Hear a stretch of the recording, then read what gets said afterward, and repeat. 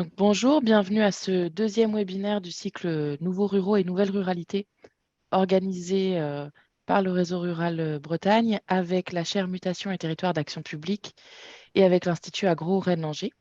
Le premier rendez-vous que vous pouvez retrouver en replay sur les chaînes YouTube de la chaire et du réseau rural s'intitulait Dire et décrire le rural. Pour ce deuxième rendez-vous, Rural, celles et ceux qui restent, euh, nous allons vous proposer d'échanger avec, enfin, comme pour le format précédent, une lecture universitaire, un expert plutôt connecté au terrain et puis un témoignage concerné. Avant d'entrer dans le détail de ce rendez-vous, le réseau rural breton, c'est un outil qui est prévu par les fonds européens. Alors, je me cache un petit peu, voilà, par là, qui existe à l'échelle européenne, à l'échelle nationale et ou régionale. Donc, évidemment, en France, nous avions jusqu'à la dernière programmation les trois niveaux. En théorie, le réseau rural, ça sert à peu près à tout par rapport au FEADER, donc à l'information des bénéficiaires et du grand public, à la bonne exécution des budgets, à l'innovation, à la rencontre entre acteurs. En réalité, son usage est plus restreint autour du partage de bonnes pratiques, d'initiatives et de questionnements sur des sujets de développement rural et enfin, essentiellement sur des sujets de développement rural. Le réseau rural organise des webinaires, des rencontres, des visites, propose un certain nombre d'outils de capitalisation que vous pouvez retrouver sur notre chaîne YouTube et sur la page Bretagne du site national Réseau Rural. Présenter ces grandes lignes, je vais inviter Catherine Lédin, qui est enseignante-chercheuse à l'Institut Agro et chercheuse associée à la chaire Territoire et Mutation de l'Action publique, à présenter aussi les autres partenaires avant d'introduire le fond de cette rencontre. Bonjour à toutes et à tous. Ce webinaire est organisé donc avec trois partenaires, hein. Donc moi, je travaille à l'Institut Agro Rennes-Angers, donc sur le site de Rennes. Et c'est une école qui forme des ingénieurs et des étudiants dans le domaine de l'agronomie, qui est un domaine très sens large, agronomie même agroalimentaire, horticulture, paysage. Euh, donc, on a de l'enseignement et de la recherche.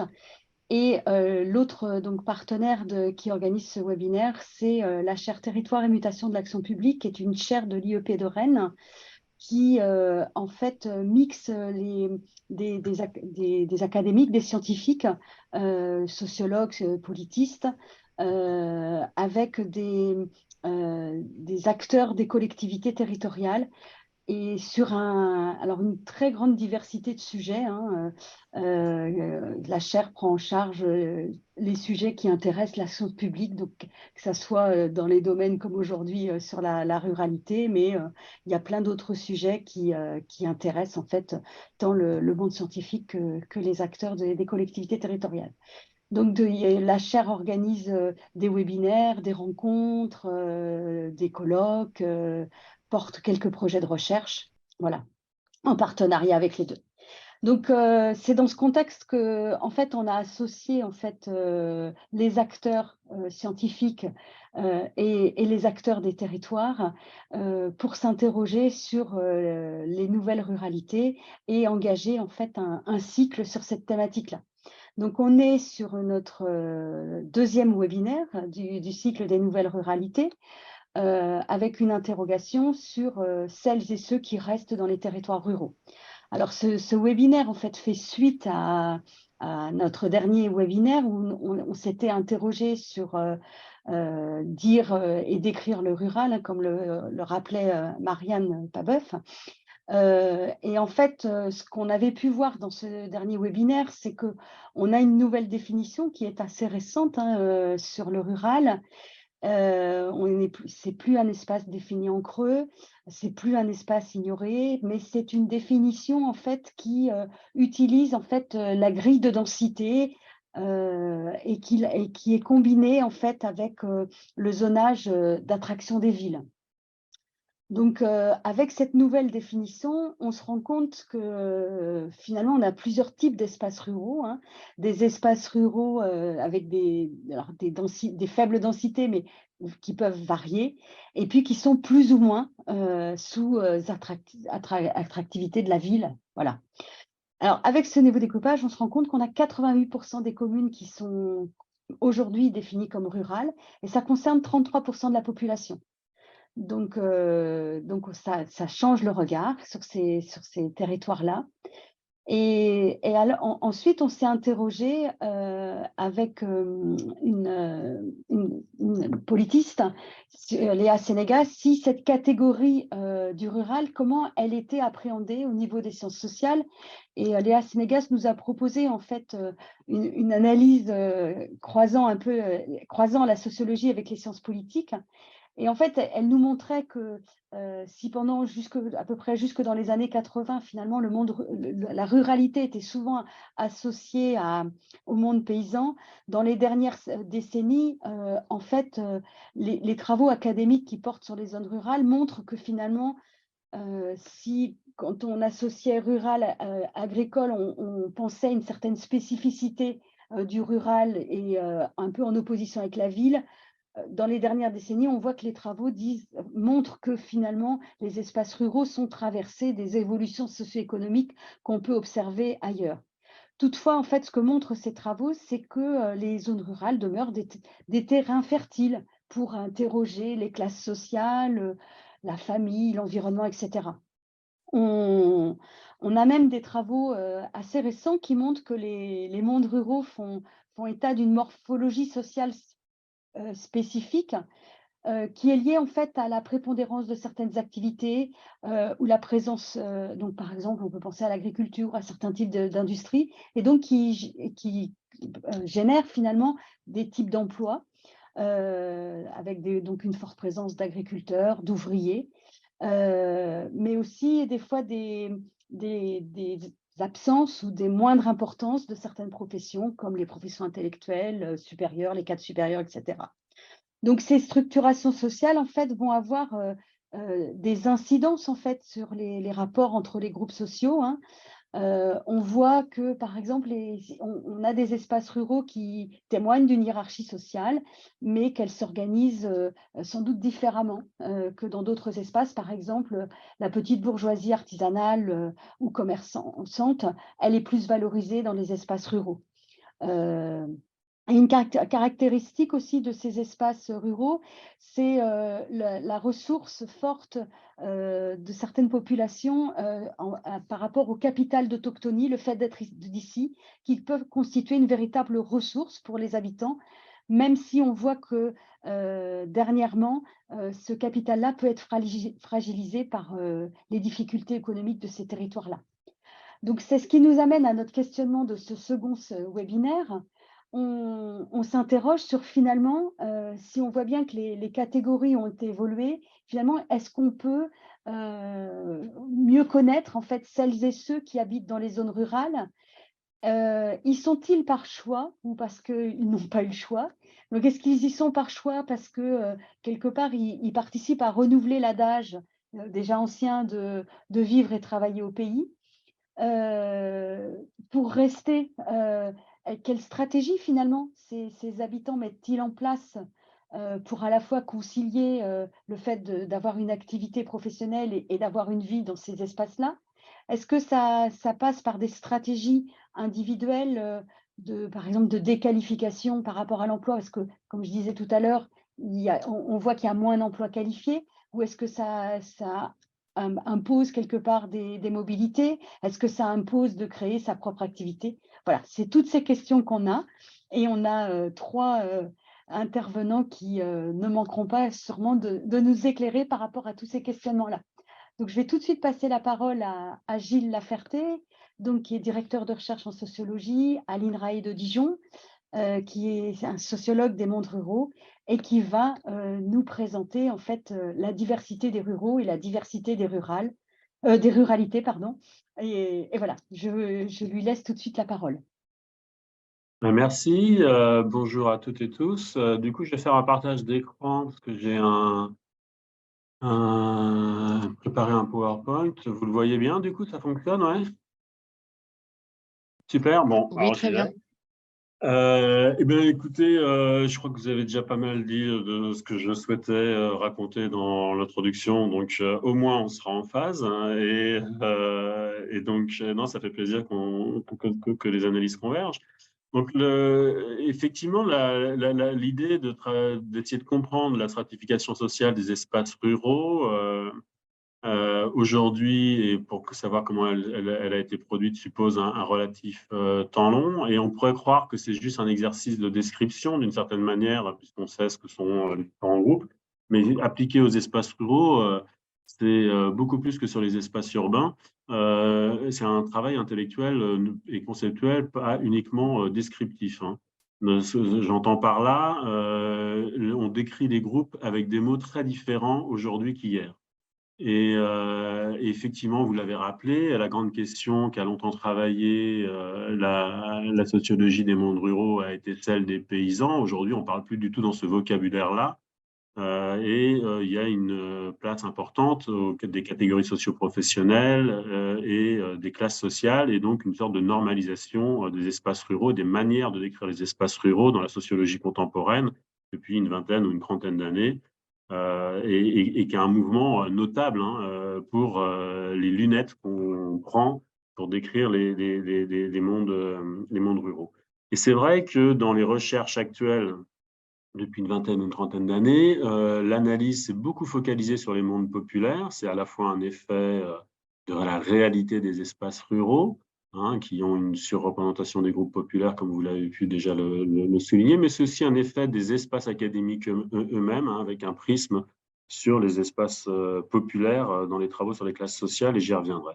Donc ça suppose un agenda de recherche aujourd'hui, qui est assez spécifique sur les mondes ruraux, puisqu'on a comme des trous, hein, dans la raquette, hein. Il y a des groupes sociaux qui sont moins enquêtés, il y a des lieux qui sont moins enquêtés, de plus en plus, la dichotomie urbain-rural s'effaçant d'une manière analytique, mais elle s'efface aussi dans la trajectoire des personnes, avec un ensemble de circulations. C'est ceux qui restent, ceux qui partent peut-être, mais les gens font surtout des allers-retours.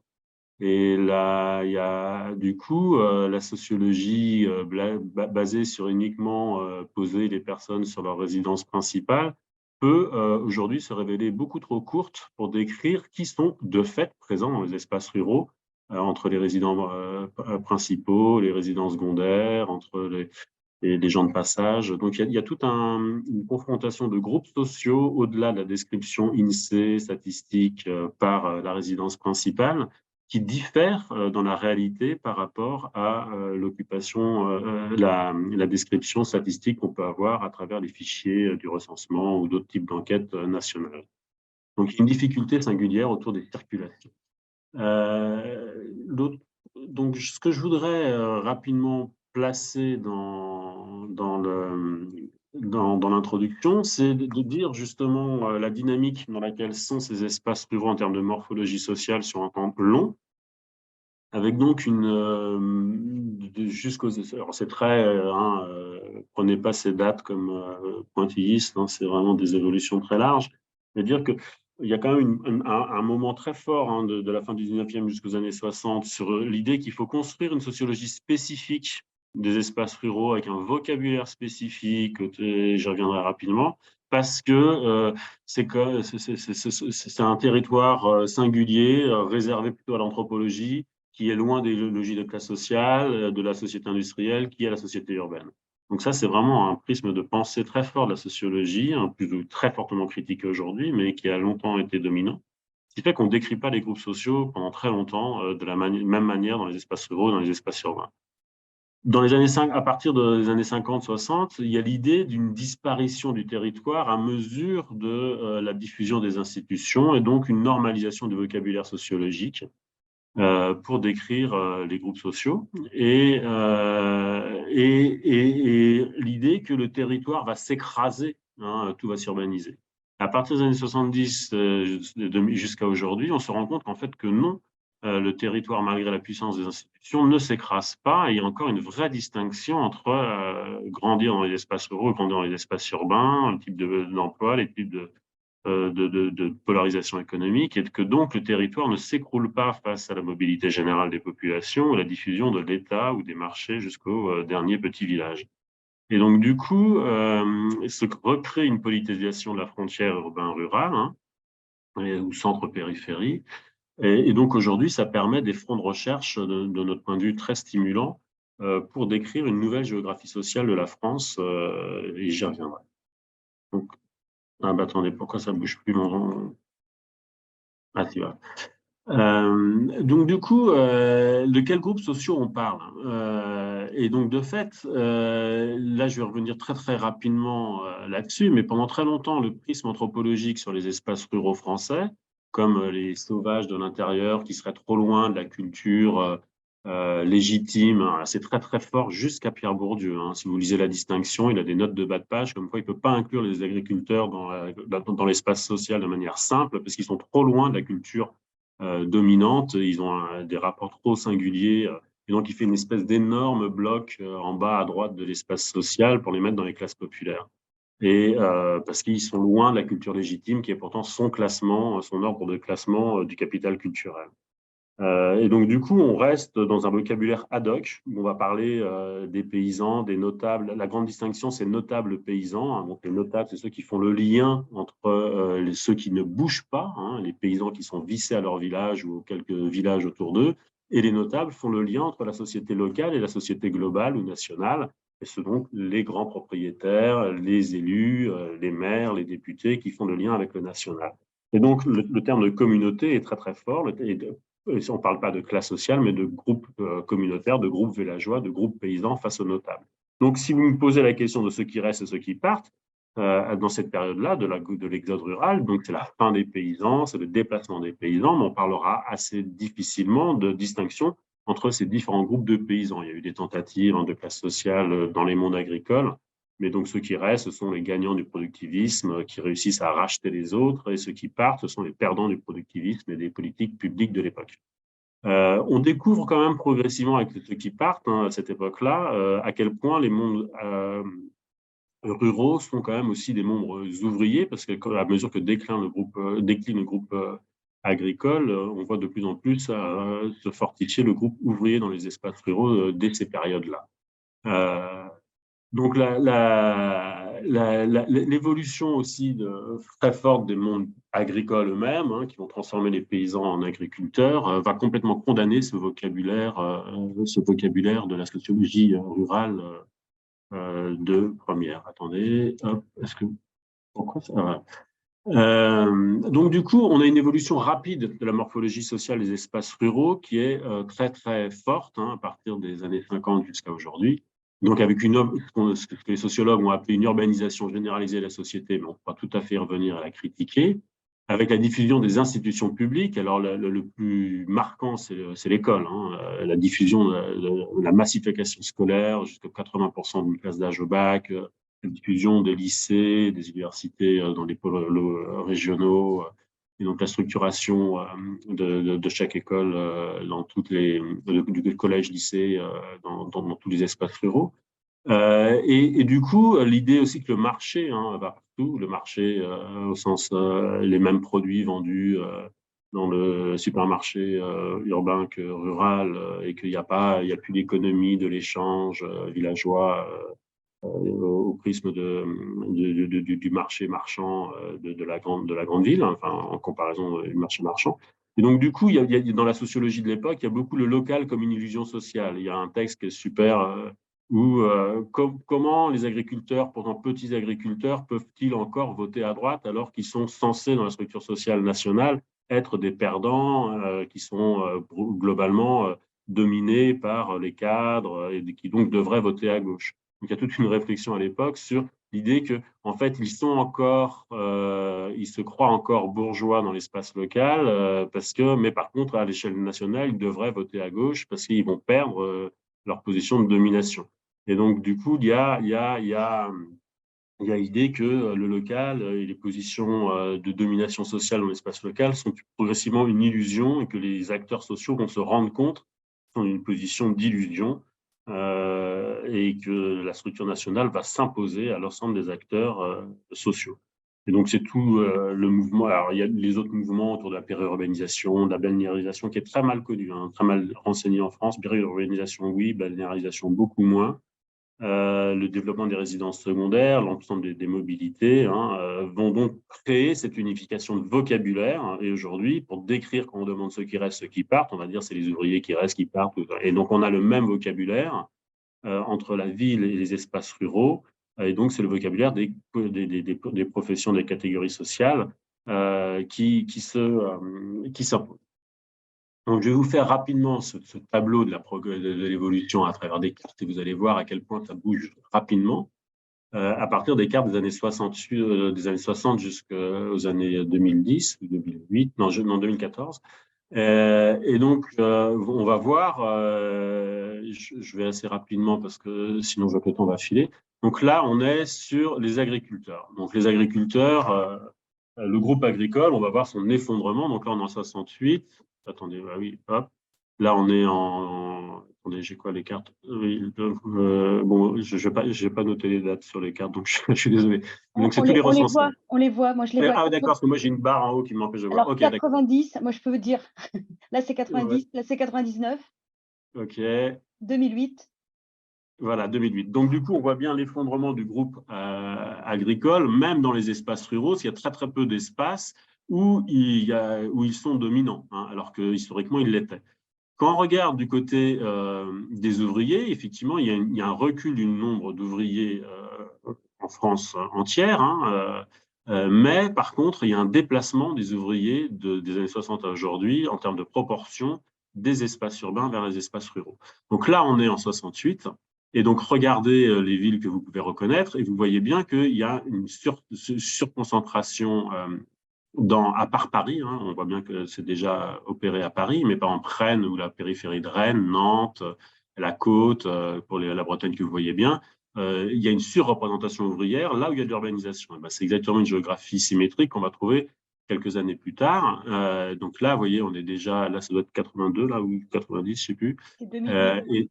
Et 2008, voilà. Donc, oui, j'ai pris que 2 cartes pour les ouvriers. Donc, du coup, là, on voit bien le contraste très net du déplacement du groupe ouvrier en termes de proportion des espaces urbains vers les espaces ruraux. Pour la Bretagne, c'est frappant, hein, c'est vraiment le symétrique. Si vous prenez maintenant, là, c'est sur les... Je ne vois pas, mais là, on est sur les cadres ou les professions intermédiaires? On est sur les employés en 68.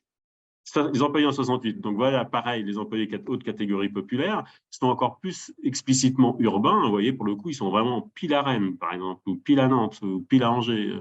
Et POF, là, on est en 2008. Alors, ils se répartissent de manière plus homogène sur le territoire. Hein, c'est moins frappant que les ouvriers.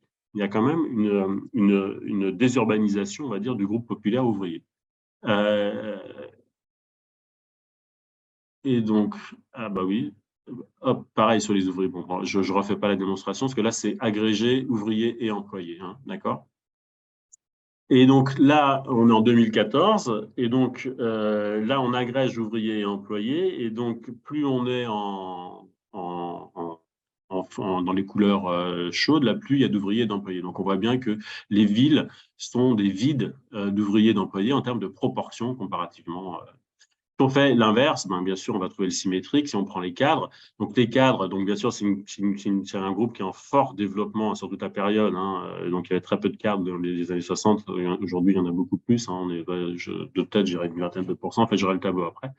Et donc, du coup, les cadres, eux, étaient les peu de cadres, bien sûr, surreprésentation du côté de Paris, hein, très peu dans les autres agglomérations, mais il y a quand même une surreprésentation. Le grisé en dessous, hein, c'est la carte en termes de zonage urbain. Hein. C'est pas les seules choses qu'il faut regarder, c'est les couleurs, pas le grisé jaune. Ça, c'est la carte rurale urbain qui est dessous. Et donc là, on est en 2008, on voit bien que c'est principalement dans les métropoles que se développe la surproportion de cadres. Et là, je vois que j'ai oublié de remettre en français, mais bon, c'est pas non plus extrêmement compliqué. Donc les cadres et les professions intellectuelles en 2014, leur surreprésentation. Donc, on retrouve une sorte de carte urbaine de la France très marquée. Donc, pour les professions intermédiaires, ceux qu'on peut assimiler grossièrement aux classes moyennes, on a pour le coup une vraie périurbanisation marquée de l'évolution entre les deux dates. Donc voilà, on se retrouve donc avec une géographie sociale, qui est cette morphologie sociale dont on a parlé en introduction, qui est quand même assez marquée par le degré d'urbanité, si on reste aux grandes catégories de l'INSEE, et donc avec des zones rurales, là c'était notre zone d'enquête, c'était le Châtillonnais en question, mais là si on prend en national les zones rurales, espaces ruraux, avec donc une proportion très inversée supérieure des ouvriers, 31,7% contre 23,8% en France métropolitaine, 14% d'ouvriers sur le pôle Paris, et une légère surreprésentation des ouvriers. Par contre, les cadres, c'est exactement l'inverse. Les cadres à Paris, dans le pôle Paris, donc c'est pas Paris-Paris, mais le pôle parisien, 27,6%, 7,2% dans les espaces ruraux. Donc, c'est quelque chose qu'on a de... Donc, on retrouverait un gradient, donc c'est la carte qu'on vous a présentée comme une sorte de nouvelle géographie sociale, mais justement, je vais vous montrer que, de mon point de vue, elle est largement dépassée aujourd'hui, puisqu'on aurait une sorte de superposition d'un gradient urbain-rural, classe supérieure, classe populaire. Donc ça, ce serait la première façon de voir les choses. Mais il nous semble aujourd'hui qu'il faudra y revenir, et je reviendrai dans la dernière partie de mon exposé. Donc le deuxième point, aujourd'hui, du coup, à partir du moment qu'on s'est rendu compte que, eh ben non, le territoire ne s'est pas complètement dissolu à travers la diffusion des institutions et du marché, puisqu'on a une recomposition sociale du territoire qui est marquée selon le gradient urbain-rural, avec donc une surreprésentation des classes populaires et une surreprésentation des groupes agricoles. Le premier réflexe de la sociologie contemporaine dans les 20-30 dernières années, c'était justement d'aller enquêter ces groupes populaires et ces agriculteurs qui sont restés dans les espaces ruraux. Donc, c'est le programme de la sociologie des mondes ruraux qu'on nomme aujourd'hui, c'est ce programme-là de passer non plus d'une sociologie anthropologique des paysans, des notables, à une sociologie des classes sociales et aller d'abord sur les plus gros groupes que nous donne la statistique publique qui aujourd'hui restent dans les espaces ruraux, qui seraient les classes populaires et les groupes agricoles. Et donc,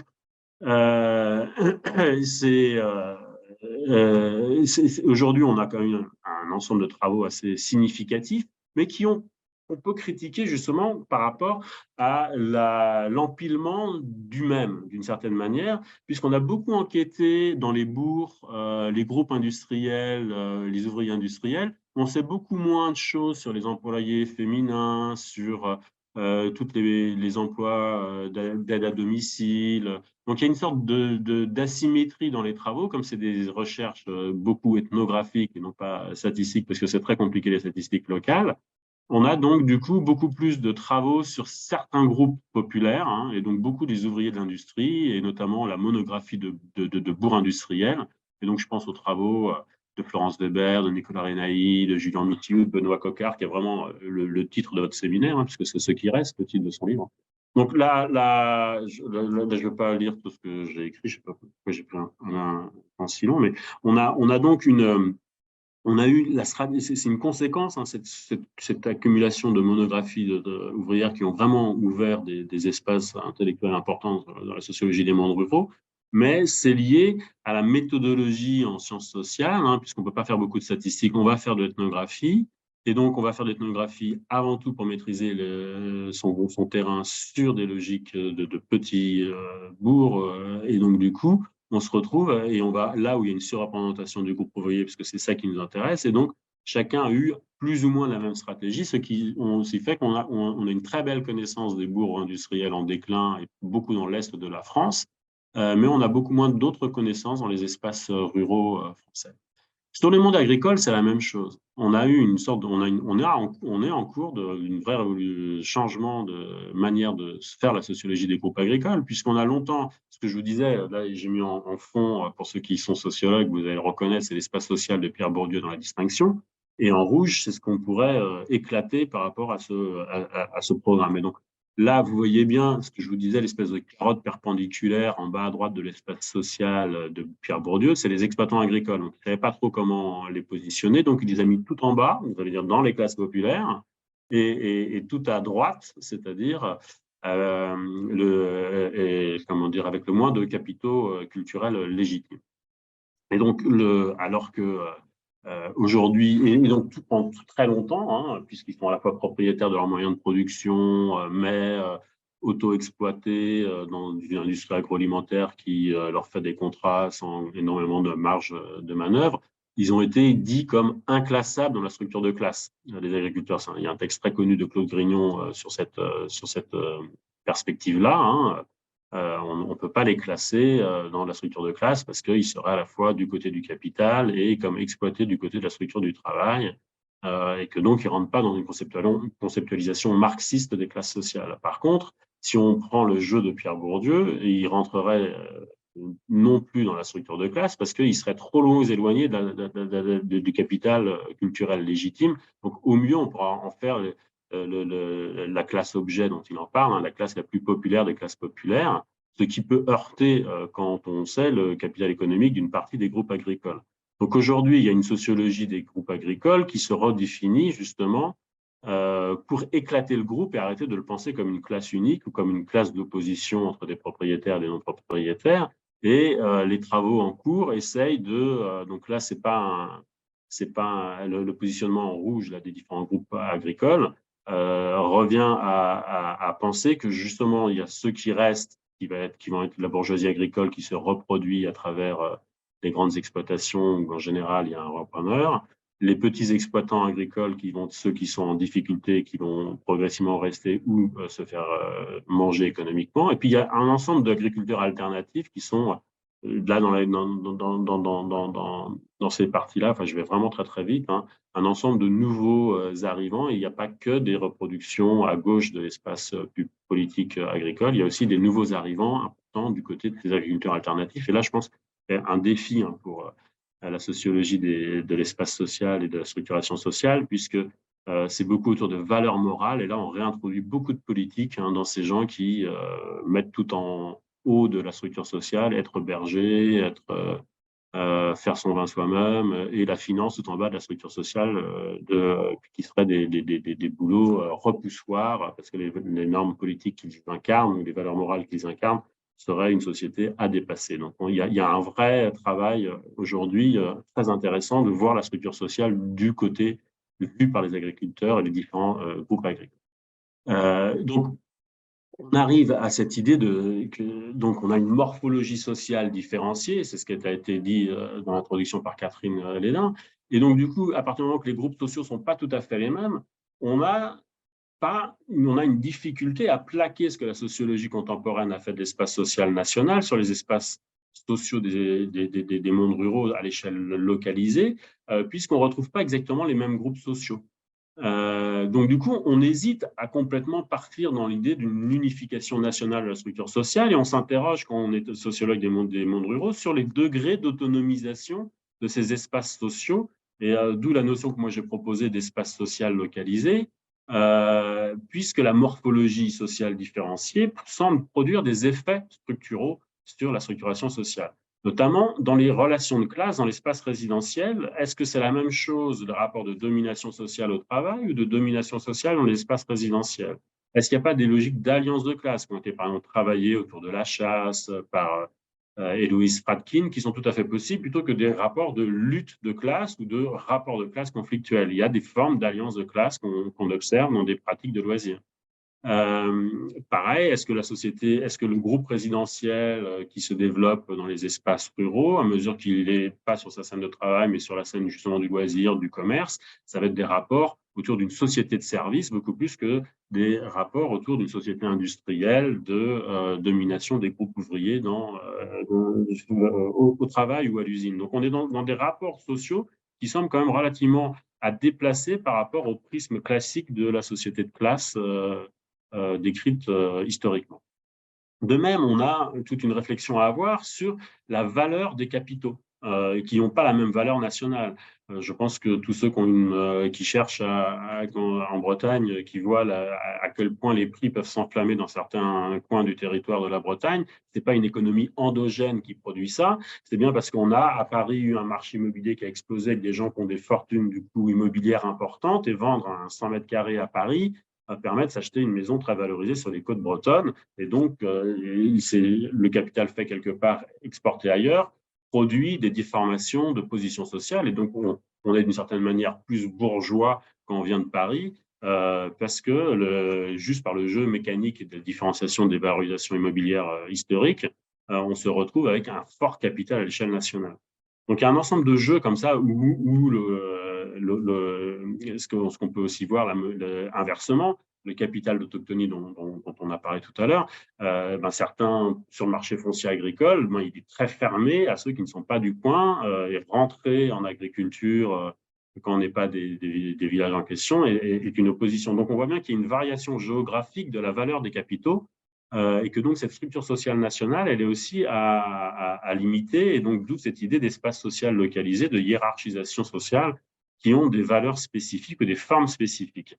Et c'est très, très vrai, par exemple, sur la production des élites locales. La morphologie des élus n'est pas la même entre les espaces ruraux et les espaces urbains, avec quelque chose qui est très connu dans l'histoire longue, c'est la surreprésentation du groupe des agriculteurs dans les positions d'élus ou du groupe des indépendants, alors qui occupent donc une position structurelle relativement équivalente aux cadres dans les villes. Les salariés cadres sont très largement surreprésentés dans les élus, et dans les espaces urbains et dans les espaces ruraux, on va retrouver beaucoup plus des indépendants. Et de même, les conflits sociaux ne sont pas tout à fait les mêmes. Donc là, aujourd'hui, on multiplie les possibles d'analyse, tellement il y a des conflits sociaux dans les espaces ruraux, bien sûr les gilets jaunes, bien sûr le vote RN qui est en différents lieux et qui est très lié au gradient urbain et rural, le rapport à l'environnement, donc dès qu'on fait un aéroport, une autoroute ou je ne sais pas quoi, il y a toujours quelque chose d'une lutte sociale qui se lance, et avec des usages sociaux des espaces ruraux aujourd'hui, qui ne sont pas que des usages économiques de la petite industrie ou l'industrie du luxe qui peut s'implanter et rester dans les espaces ruraux sur le foncier moins cher. Mais il y a aussi d'autres usages, donc l'usage productif autour de l'agriculture, d'accord, mais aussi touristiques qui se développent avec donc là des différenciations spatiales très fortes. Mais il y a aussi des usages donc récréatifs, touristiques, des usages récréatifs, mais aussi des usages sociaux. Et on voit bien les conflits, par exemple, je pense que vous êtes au courant, à Saint-Brévin, là, récemment, je crois qu'il y a une politique d'accueil de réfugiés, et donc ça tend la population entre deux groupes, ceux qui veulent pas. Et donc il y a un usage social pensé des espaces ruraux autour justement des crises migratoires contemporaines. Quel rôle faire jouer à ces lieux ruraux, et il y a toute une politique, Émile, qui est une politique publique nationale qui tendrait à désengorger l'agglomération parisienne de l'afflux des réfugiés vers les espaces ruraux en leur offrant les logements sociaux vacants des espaces ruraux et les emplois non pourvus des espaces ruraux. Donc du coup, on arrive à une définition enrichie de la ruralité. La ruralité par rapport à la carte et la logique des zonages urbains, qui est aujourd'hui celle qui s'impose à l'INSEE, qui a été présentée comme la nouvelle définition, nous paraît déjà limitée. Pourquoi elle est limitée? Parce qu'elle pense la ruralité comme une distance au centre, donc au marché de l'emploi, à la santé, au pouvoir politique ou décisionnaire des grandes entreprises. Donc, tout est organisé sur la distance à la centralité. La ruralité, c'est une distance à la centralité. Mais là, ce qu'on est en train de montrer, c'est qu'il y a une différenciation sociologique. Ce n'est pas qu'une distance à la centralité, ce n'est pas exactement les mêmes groupes sociaux. Donc, il y a une hiérarchisation sociale assez différenciée, et que donc, c'est un espace social plus populaire, plus en bas, plus à droite, si on reprend le schéma bourdieusien de l'espace social. Et par contre, ce n'est pas quelque chose d'autonomisé comme ça l'a été pensé dans la sociologie rurale des années 50-60, avec ce village, cette communauté juste le notable qui fait le pont avec le national, puisque tout le monde bouge, il y a beaucoup de mobilité. Et donc, c'est quelque chose, c'est pour ça qu'on peut passer du terme local, autonomisé, à localisé, au sens, il est contraint par des logiques de très longue distance. Donc, l'État, qui a des politiques de peuplement, de valorisation de l'attractivité de territoire, qui a des logiques de présence institutionnelle, jusqu'où la CAF, ou qui a des logiques de politique industrielle, et qui pense les territoires ruraux. Il y a bien sûr l'Europe, qui a aussi une fonction importante. Et puis il y a les marchés, le marché de l'emploi, le marché immobilier, tout ça qui figure à très longue distance, ces espaces ruraux. Donc c'est les impacts de ces politiques de trait national, international, qui jouent de manière différenciée sur les propriétés sociales et historiques de chacun des territoires, qui produit cet espace social localisé avec des emplois spécifiques et donc des peuplements spécifiques. Et donc, du coup, à partir de cette questionnement d'une singularité des espaces ruraux par rapport aux espaces urbains et absolument pas un nivellement homogénéisé du territoire qu'on observe donc dans les récentes décennies, on peut se poser plusieurs questions. Il y a des groupes qui sont encore mal enquêtés. Est-ce que les zones rurales sont homogènes? Et est-ce qu'il faut vraiment se bloquer sur ces espaces urbains ruraux dans une logique de résidence principale? Et qu'est-ce qu'il faut faire de toutes les circulations qu'on observe? Et qui ouvrirait vers d'autres formes de hiérarchisation des espaces. Et donc, c'est la réflexion dans laquelle on est actuellement. Et donc, du coup, pour vous montrer cette diversité des mondes ruraux, ou des espaces sociaux localisés des mondes ruraux, si on faisait une analyse statistique plus fine, donc on peut déjà casser le groupe catégorie spatiale rurale en 3 blocs. Il y a au moins la dominante agricole, la dominante industrielle et la dominante résidentielle qu'on a essayé de montrer sur cette carte, qui pourrait dessiner des typologies différenciées d'espaces sociolocalisés selon les morphologies sociologiques. On peut voir aussi la différence de la dynamique des espaces ruraux en termes spatial, là pour le coup non plus en termes de catégorisation sociale, puisqu'il y a des zones qui se peuplent et d'autres qui se désertifient. Donc celles qui se peuplent, c'est globalement les zones périurbaines et les zones récréatives, c'est-à-dire les côtes et les montagnes.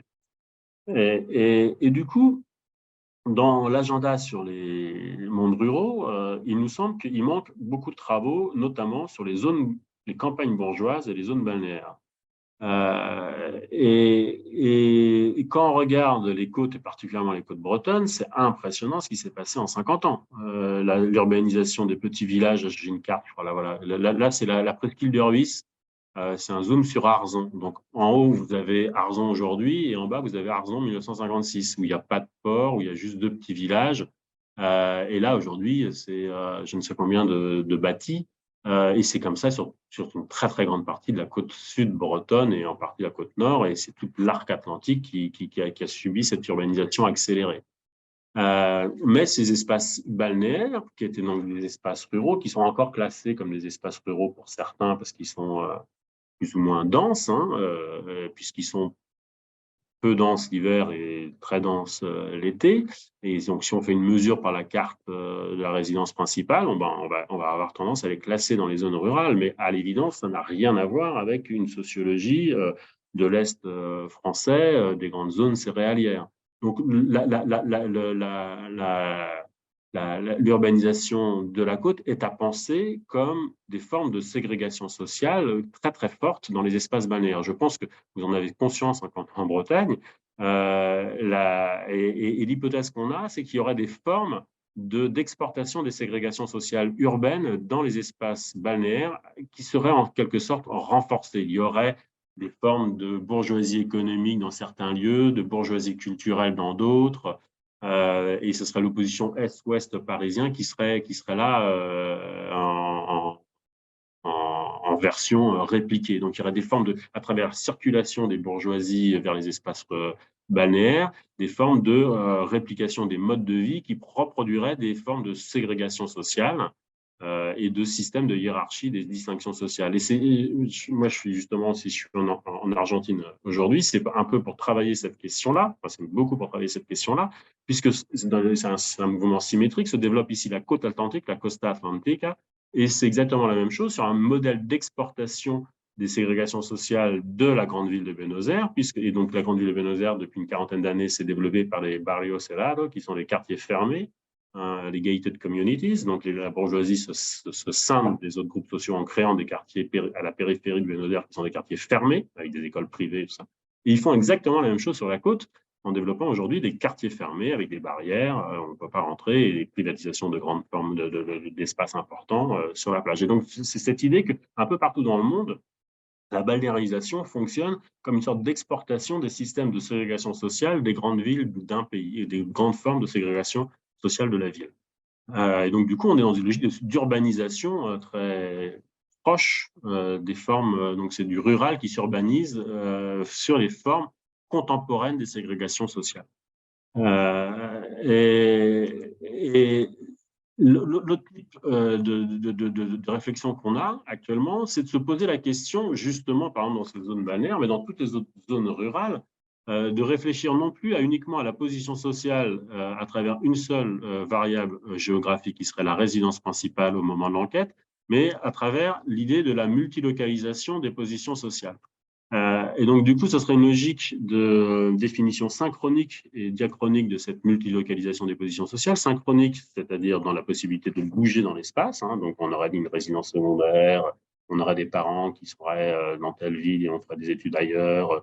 L'ensemble de ces mobilités, le fait qu'on a plusieurs lieux, en fait, à un moment ou dans une année, et plusieurs lieux de circulation, on a un espace de circulation spécifique, mais aussi diachroniquement dans le temps, puisqu'on a une trajectoire géographique qui impose de passer dans différents types d'espaces sociolocalisés, dans différents types de systèmes de hiérarchisation sociale. Et que donc, du coup, il y aurait des positions sociales ne seraient pas tout à fait, et donc seraient juxtaposées dans les mêmes lieux des gens qui ont des expériences géographiques et de différenciation sociale différenciées dans la manière de cohabiter.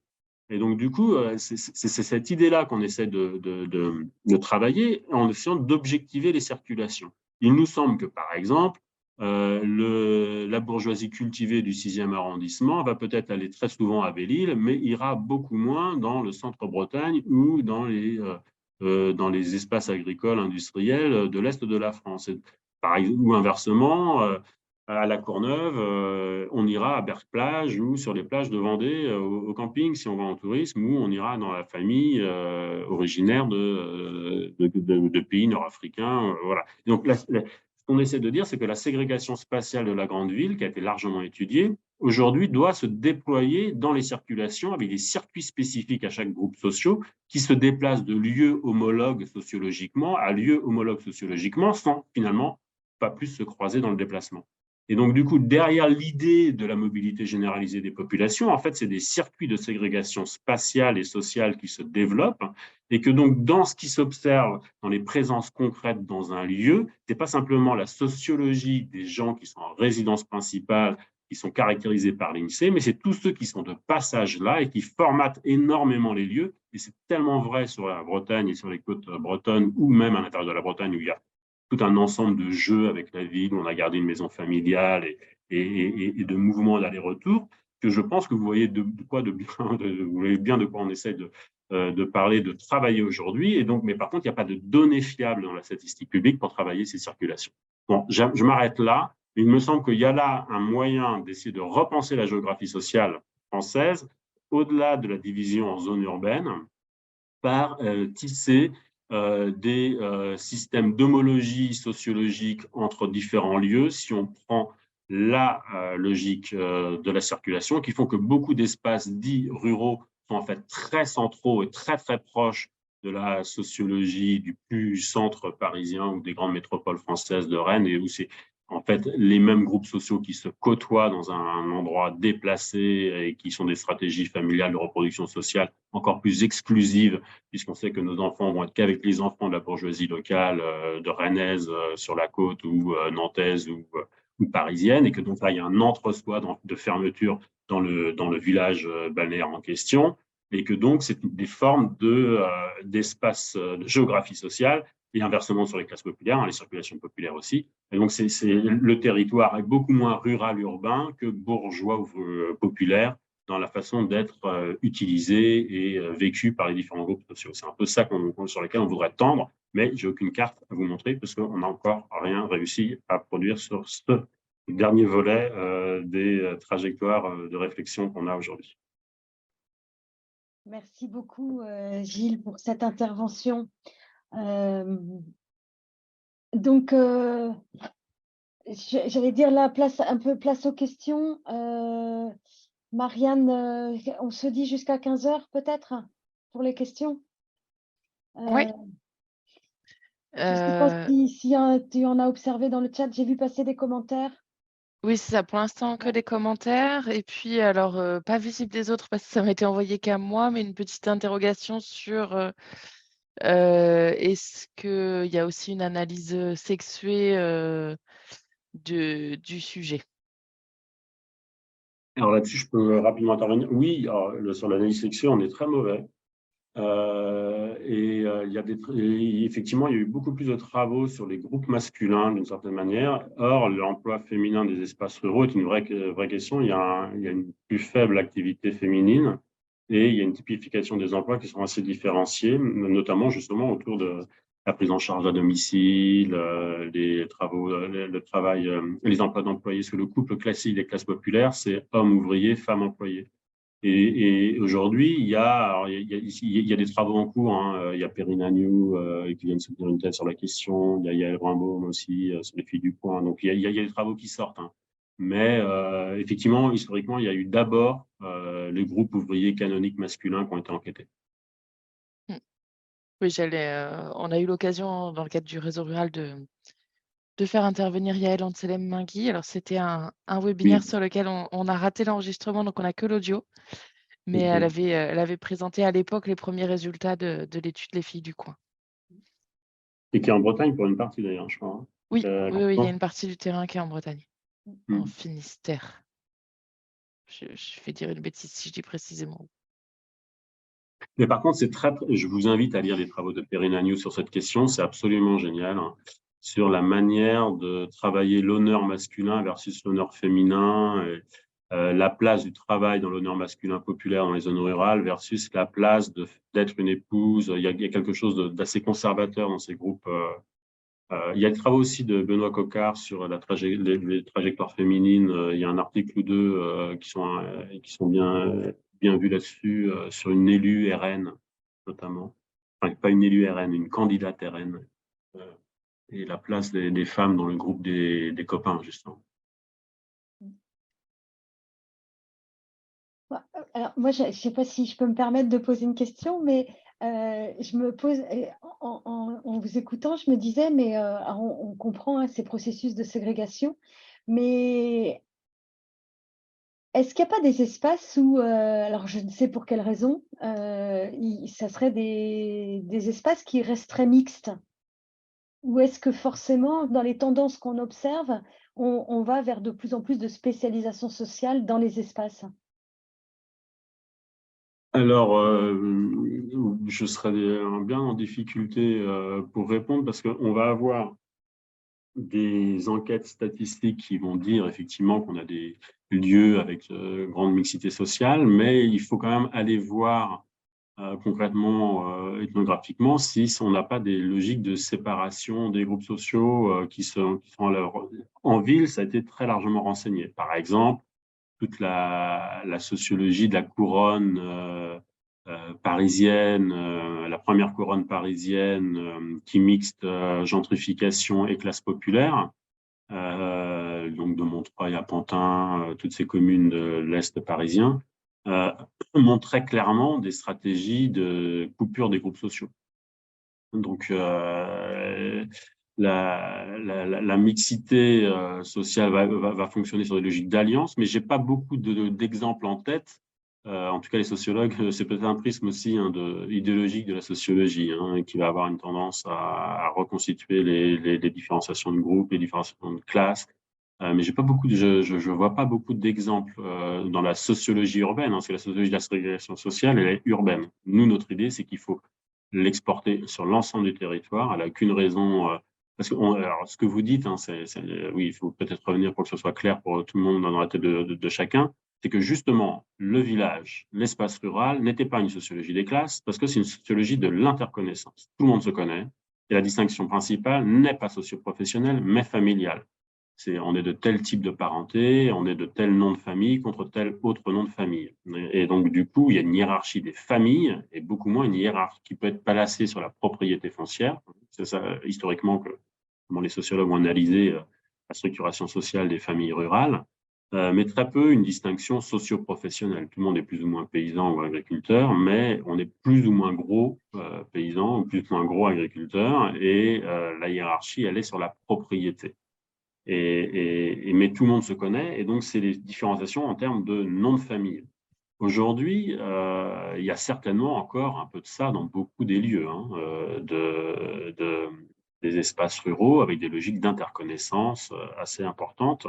Mais en tout cas, dans tout ce qu'on observe autour de la périurbanisation, de la balnéarisation, on retrouve vraiment très clairement des logiques de ségrégation sociale ou de différenciation sociale dans les espaces résidentiels. Mais sinon, il y a une autre chose que je trouve intéressante, hein, c'est la micro-ségrégation spatiale qu'on peut observer dans les villages, jusqu'où le nouvel arrivant doté socialement se cache. Et donc, je pense qu'il y a au lieu d'être dans un quartier séparé, il y a toute une stratégie de la haie, du mur, de la dissimulation, bon, et ça, moi, je connais pas de travaux là-dessus, hein, mais je pense que la fonction, la manière de faire bourgeois au village est plus la même. On n'a plus ce rôle de notable de visibilisation, on a un rôle de se cacher pour être à l'extérieur du groupe. Excusez-moi, je vais juste raccrocher mon téléphone, ça, mais je sais que c'est une pub.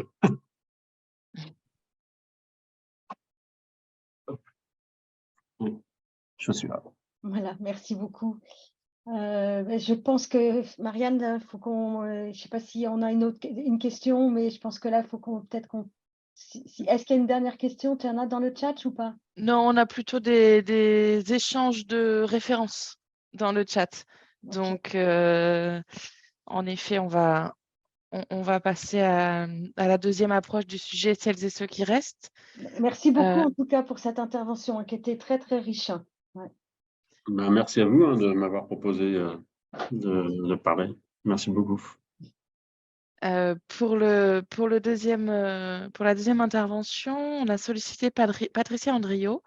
Patricia Andrio, elle est chef du projet Mission Ruralité à la NCT, enfin chef de projet dans la Mission Ruralité à la NCT, l'Agence nationale de cohésion des territoires. Et Patricia est aussi élue locale et vice-présidente du réseau des collectivités territoriales pour une économie solidaire. L'intérêt de l'intervention de Patricia Andrio pour nous était d'aller regarder en quoi les politiques publiques à toutes les échelles s'intéressent aussi à celles et ceux qui restent et pas seulement à l'attractivité et au fait d'attirer des populations vers le rural. Ah, et c'est le moment où il y a un petit aparté chez Patricia Andrio. Voilà, excusez-moi, non, je suis avec vous, mais juste, voilà, Simone venait me dire, je te dis un truc, je dis non, j'interviens, voilà. Au moment aussi où j'essayais de partager mon écran, donc merci, attendez, j'essaie de me remettre en plein écran. Ok, donc merci Marianne et merci à tous. Je voudrais bien partager mon écran quand même. Ouais. Alors, on le voit, mais il n'est pas en plein écran. Ouais, c'est ça. Vous voyez, mais pas en plein écran. Comment ça se fait? C'est ça. Il faut que tu mettes sur diapo dans ton PowerPoint. Oui, d'accord. Ah oui, ok. Ah oui, ok. C'est pour ça que je ne me voyais plus complètement. D'accord, excusez-moi. Voilà, oui, donc merci et merci de l'invitation. Désolée pour ce petit cafouillage de départ. Donc, comme l'a dit Marianne, effectivement, du coup, je suis élue, en fait, enfin, je suis pas, non, déjà peut-être je suis fonctionnaire, agent de la NCT, comme l'a dit Marianne, mais je suis aussi élue locale dans le PETR du Pays de Langue, donc dans l'Est, pas dans l'Ouest, et à ce titre, vice-présidente du RTES. Et je réinsiste là-dessus parce que ça veut dire que mon témoignage, en fait, va en complément de ce que vient de présenter Gilles Laferté, ça va être plutôt du point de vue des pouvoirs publics. Pouvoirs publics voulant dire intervention de l'État et intervention des collectivités à travers une expérience d'élu local et puis qui représente un réseau national, mais aussi de l'action de l'État. Donc, et en fait, on voit qu'on n'est pas dans une intervention si paradoxale. Quand on regarde un peu ça, on voit que finalement, quand on est au niveau local, on peut avoir l'impression qu'entre l'État et les collectivités, tout ça n'est pas toujours cohérent. Et quand on prend un peu de recul, on voit qu'il y a quand même une unité de l'action publique, pas forcément une unité extrêmement productive, mais il y a une unité d'analyse en fait. Et du coup, pour prolonger ce que dit Gilles, ce que disait Gilles Laferté, dans lequel on se retrouve bien. On voit que l'action publique, que ce soit celle des collectivités comme celle de l'État, finalement suit cette sociologie, suit ce qui nous a bien été décrit, plutôt que n'essaie d'imposer un récit. Et peut-être l'enjeu aujourd'hui, ça serait quand même de se dire l'action publique n'a-t-elle pas un rôle en termes de cohésion territoriale de recréer un récit. Alors qu'est-ce que je veux dire par là? Bon, on sait qu'aujourd'hui, la ruralité, et en particulier ceux qui restent par rapport à ce qui vient d'être décrit, je pense qu'il y a une grande hétérogénéité entre ceux qui choisissent et qui arrivent sur des territoires ruraux, notamment dans les classes aisées, et ceux qui restent, c'est-à-dire dans un cas, on a l'impression, enfin, on a une réalité choisie, et dans l'autre cas, on a une réalité subie. Mais ce qu'on constate par rapport aux politiques publiques, c'est qu'il y a un fort ressenti d'une ruralité qui a été comme des territoires un peu délaissés de la République d'une certaine manière. En tout cas, ça c'est le ressenti des Gilets jaunes, ou qui a été exprimé par les Gilets jaunes. La réalité statistique, c'est pas tout à fait celle-là. Elle est plus différenciée, plus nuancée. Il y a certains sujets sur lesquels c'est le cas et d'autres c'est moins.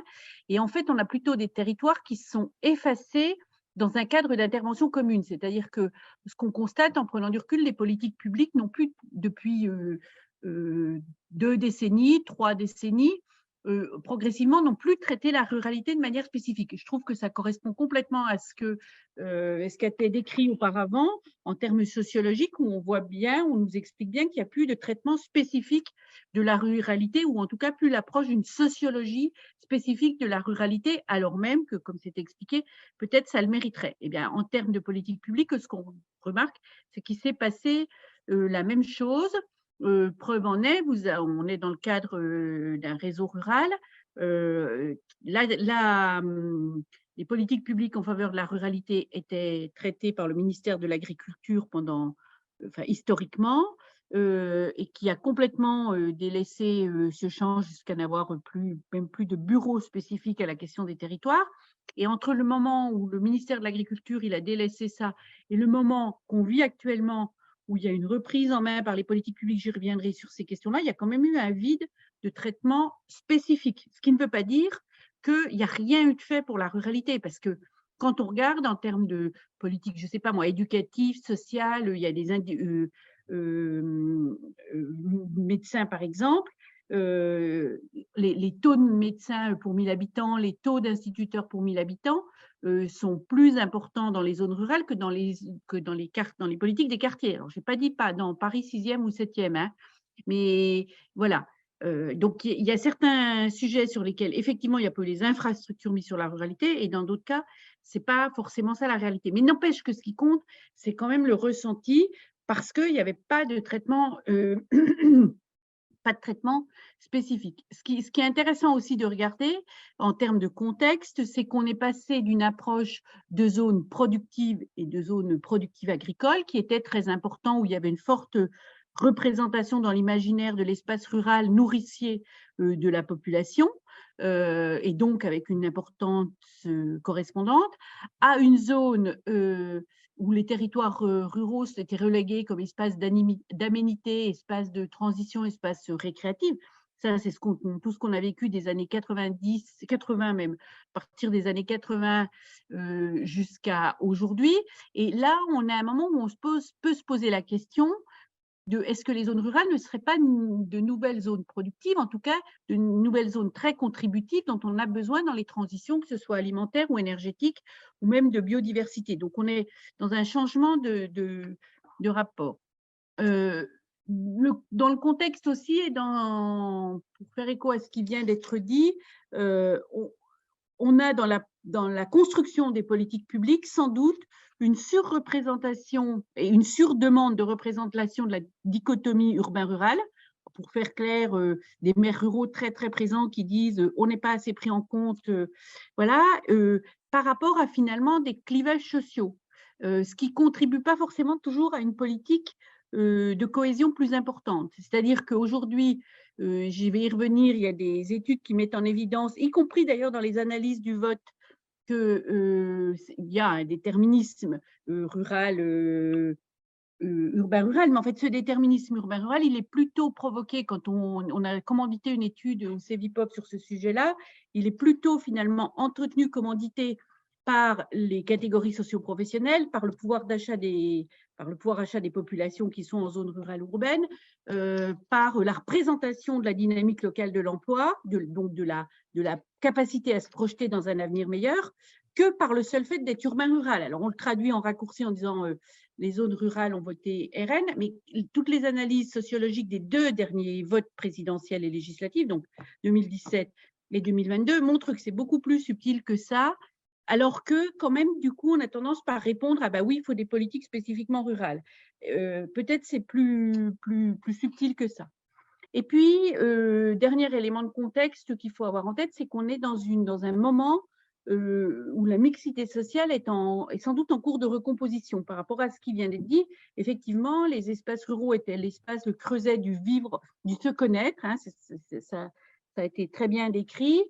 Et on est toujours dans ce creuset-là, mais avec, à première vue, effectivement, de l'entre-soi de plus en plus fort et qui, du coup, se retrouve, ça peut se traduire de manière un petit peu explosive dans le repli sur soi, dans le sens où, comme il y a à la fois une grande promiscuité, on connaît, on sait, on a une visibilité sur ce que fait le voisin, il n'y a pas d'anonymat, et en même temps, on n'est plus capable de parler à son voisin parce qu'il vit dans un univers sociologique extrêmement différent.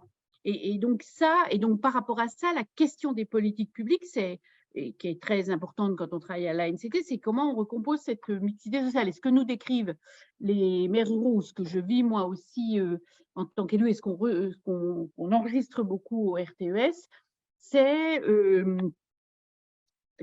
l'arrivée de nouvelles populations, à la fois en milieu rural, à la fois très aisées et à la fois très pauvres, qui à la fois très aisées pour des populations qui ont les moyens d'acheter des belles propriétés, enfin tout ce qui vient d'être décrit, mais aussi les arrivées de populations qui viennent en milieu rural se projetant sur l'idée le logement ne sera pas cher, mais qui du coup voient leurs problématiques de mobilité et d'énergie souvent démultipliées. Et pour la collectivité, un écart croissant entre les types de populations, avec du coup des populations de ceux qui restent, qui sont un petit peu au milieu et qui sont priés de faire la jonction, et on a donc des groupes très différents et difficiles à faire vivre ensemble. Donc on est face à ce paysage-là en termes de politique publique, et la question qui me semble-t-il est intéressante à se poser et de regarder comment tout ça a été accompagné, c'est, j'en reviens à ce que je disais en introduction, c'est quel récit propose l'intervention publique? Est-ce qu'on est toujours dans une logique, ce qui est un peu le cas hein, quand même honnêtement, de on suit les réalités sociologiques et on court derrière entre guillemets en voyant qu'est-ce qui est possible de faire, et du coup on met en place des politiques sociales entre guillemets de la ruralité. C'est-à-dire on traite la question de voilà, la ruralité sans délaisser, la ruralité terraine, qu'est-ce qu'on fait, comment on essaie de pallier à la fracture numérique, comment on essaie de créer des problématiques de mobilité, de répondre aux enjeux de mobilité, enfin voilà. Donc on est plutôt dans une logique réactive.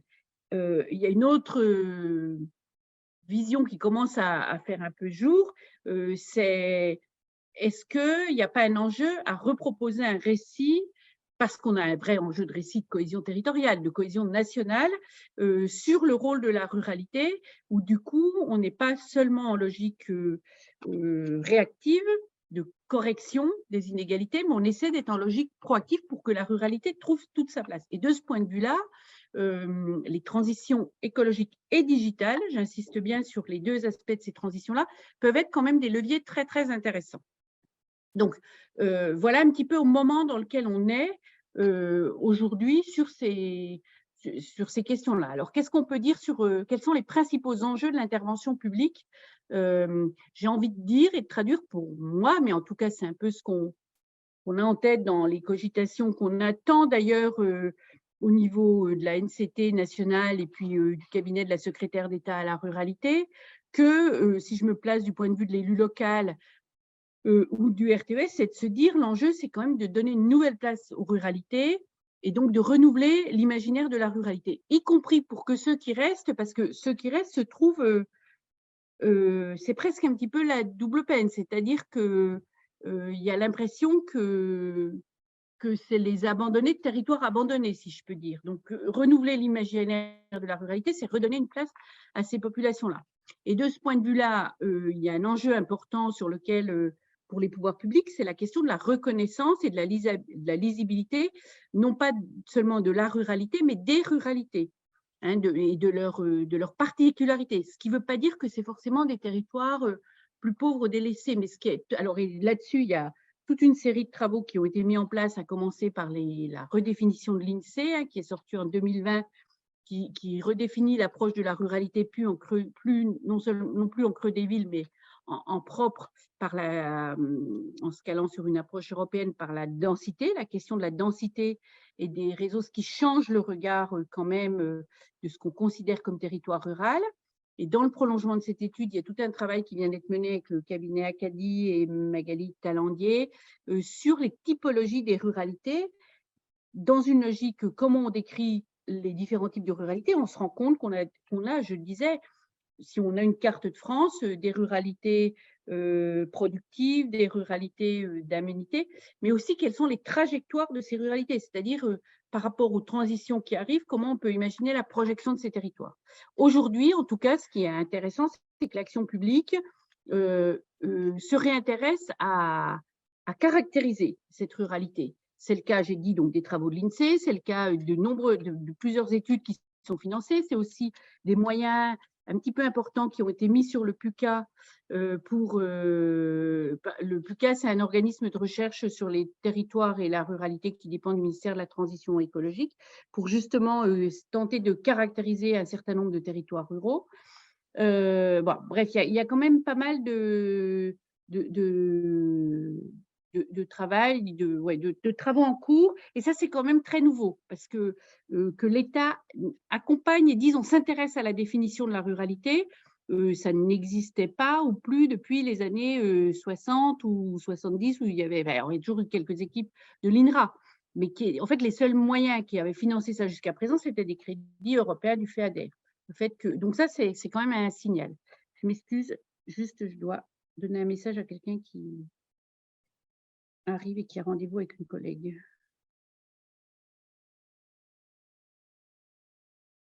Voilà. Ensuite, toujours en termes d'enjeux pour les ruralités, et juste pour revenir sur cette question de la reconnaissance et de la lisibilité, le fait d'en faire un enjeu, c'est extrêmement important, à mon avis, peut-être plus important encore pour les populations de ceux qui restent, qui ne se projettent pas dans un autre territoire, que ceux qui arrivent. Parce que ceux qui arrivent, ça veut dire qu'ils ont déjà comme je le disais tout à l'heure, une vision, ils sont dans une logique quelque part choisie plutôt que subie. Un autre enjeu pour l'intervention publique, c'est la question de l'attractivité d'un territoire.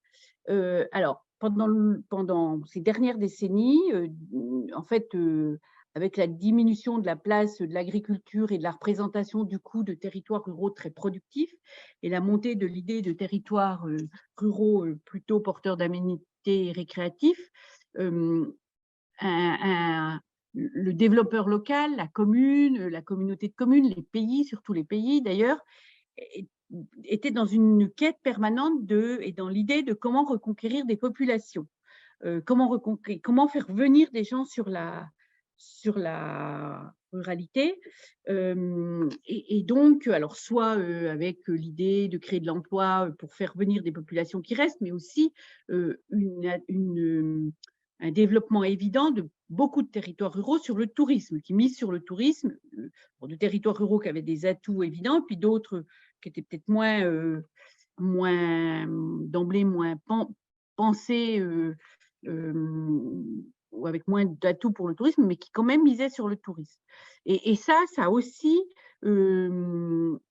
créé une sorte de relégation de ceux qui restent, c'est-à-dire que toutes les politiques publiques ou toute la communication des territoires ruraux était beaucoup plus pensée pour l'attractivité d'un territoire, pour ceux qu'on voulait faire venir, touristes ou nouveaux résidents, plutôt que pour ceux qui sont là, qu'on ressentit un sentiment d'abandon. Et ça a quand même été, je pense qu'il faut l'acter,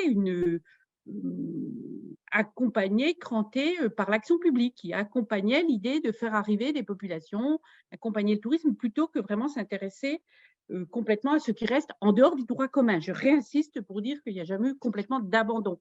Mais ce n'était pas visible. Enfin, il y a eu une invisibilité de ces politiques publiques spécifiques pour les territoires ruraux quand même, parce que c'était pas ça qui était, c'est parce que c'était des politiques de droit commun en fait.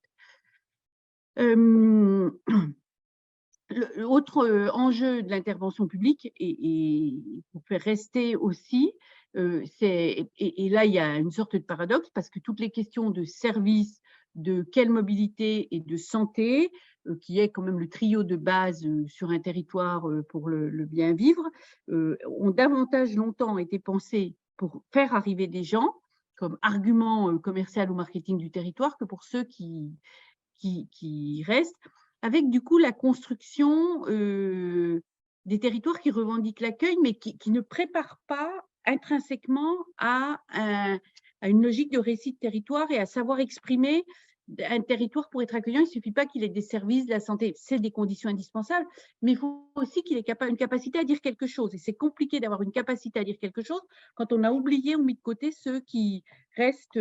Voilà. Et donc là, il y a quand même il y a un enjeu qui, à mon avis, a été mesuré, en tout cas en partie, de bien penser la question des services pour l'ensemble de la population. Alors, avec des choses qui, bon, on y reviendra après dans ce qui, je ne dis pas là que c'est ce qui a réussi ou c'est ce qui a été bien fait. Hein. Attention, je suis bien au niveau des enjeux de l'intervention publique, c'est-à-dire au jour d'aujourd'hui, quelle est l'analyse de sur quoi il faut miser ou de qu'est-ce qui, quel est le rôle de l'action publique. Je vais venir après sur là où on peut dire qu'il y a eu des aspects et des effets positifs, et là où on voit bien qu'on n'y est pas et que c'est pas encore, les avancées ne sont pas suffisantes. Autre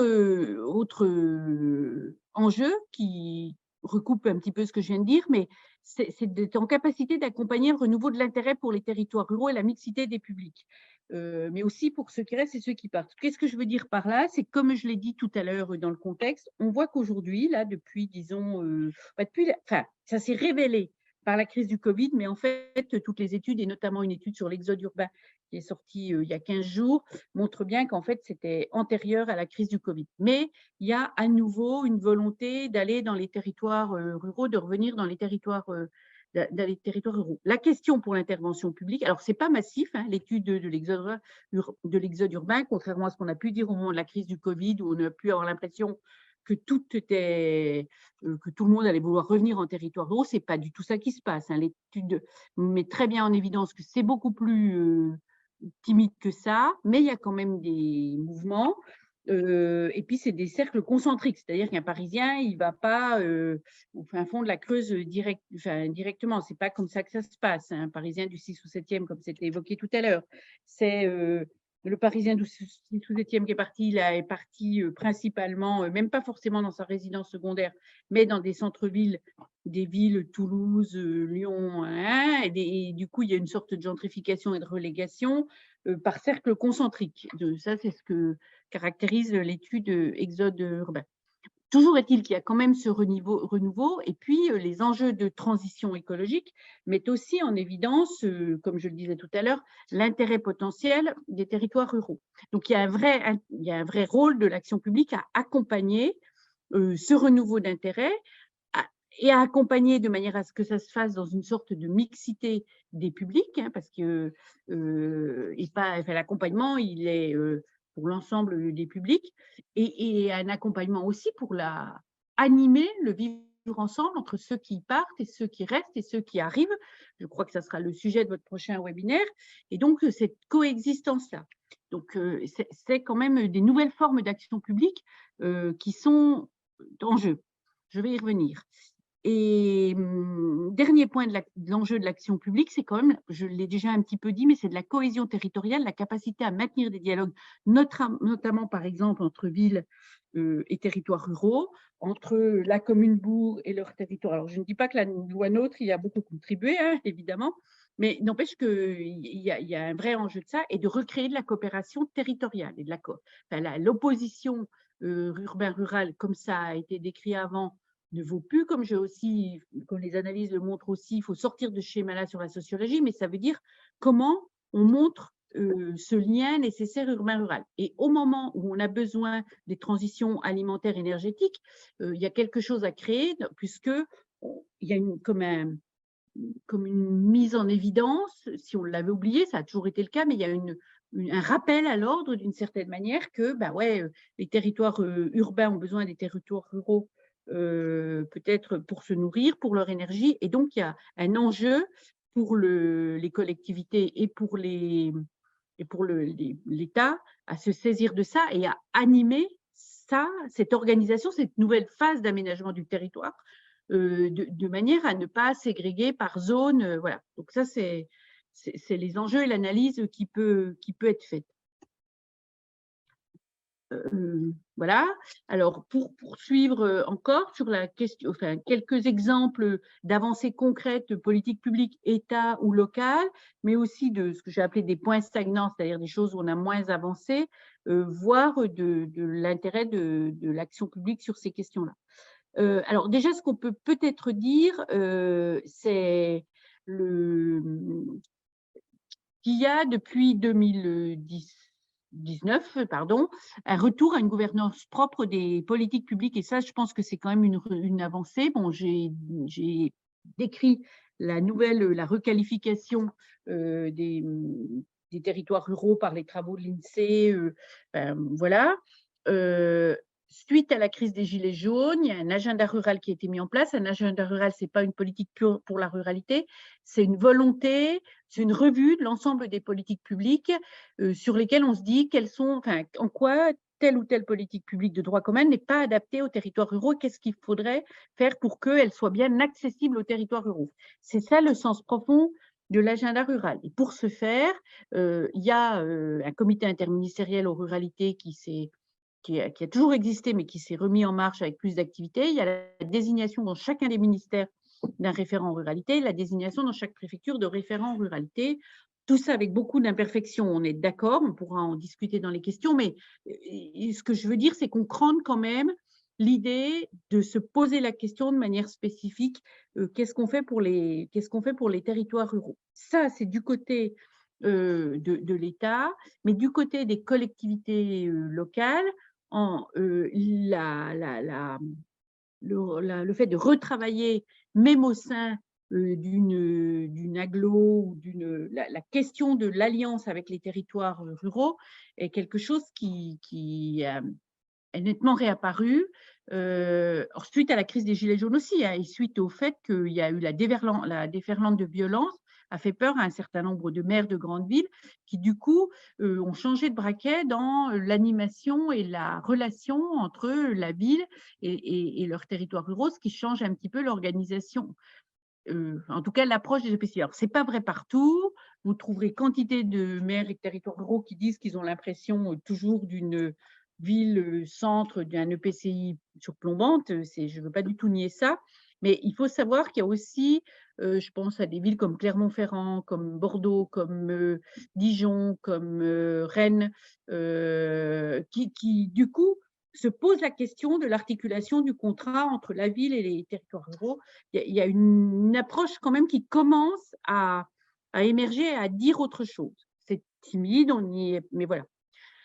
Dire aussi qu'il y a un regain et un renouveau de ce que j'ai appelé une ingénierie de services, c'est-à-dire que la question de comment on redonne des services publics aux territoires délaissés. Alors, ce n'est pas non plus seulement aux territoires ruraux, mais c'est aussi aux territoires ruraux et quartiers politiques de la ville, notamment avec les France Services, mais aussi une ingénierie de la mobilité. Ce que j'appelle ingénierie de la mobilité, ce n'est pas juste la mobilité en tant qu'infrastructure, mais c'est à la fois quand même se poser la question, y compris des mobilités de proximité, et se poser la question des mobilités de trajectoire de parcours de vie pour la jeunesse, notamment pour les jeunes ruraux, où on est en train de changer un petit peu, alors qu'on était pendant longtemps dans l'idée il faut que les jeunes ruraux sortent, il faut que les jeunes ruraux puissent aller faire des études à l'extérieur.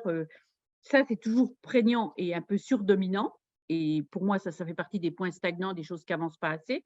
C'est qu'on a tendance à se dire, on sait que les jeunes ruraux qui réussissent plutôt mieux dans l'école primaire sont plutôt assignés à résidence, et qu'est-ce qu'on fait pour leur donner un panel et qu'ils aient envie d'aller faire des études?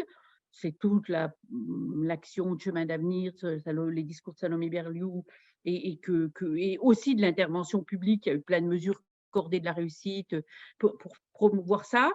On commence à voir et à se dire, oui, il faut que les jeunes partent, mais il faut aussi préparer que des jeunes partent et que des jeunes reviennent, et aussi s'intéresser aux jeunes ruraux qui ne vont pas partir, qui restent, quelle est leur qualité de vie et quelle est leur chance de pouvoir trouver un épanouissement et un accompagnement de projet sur place et local. C'est par exemple toutes les initiatives des campus ruraux, et ça, cette réalité-là, il y a un renouveau de cette réalité-là, beaucoup plus à l'échelle des collectivités, il faut le dire, que de l'État.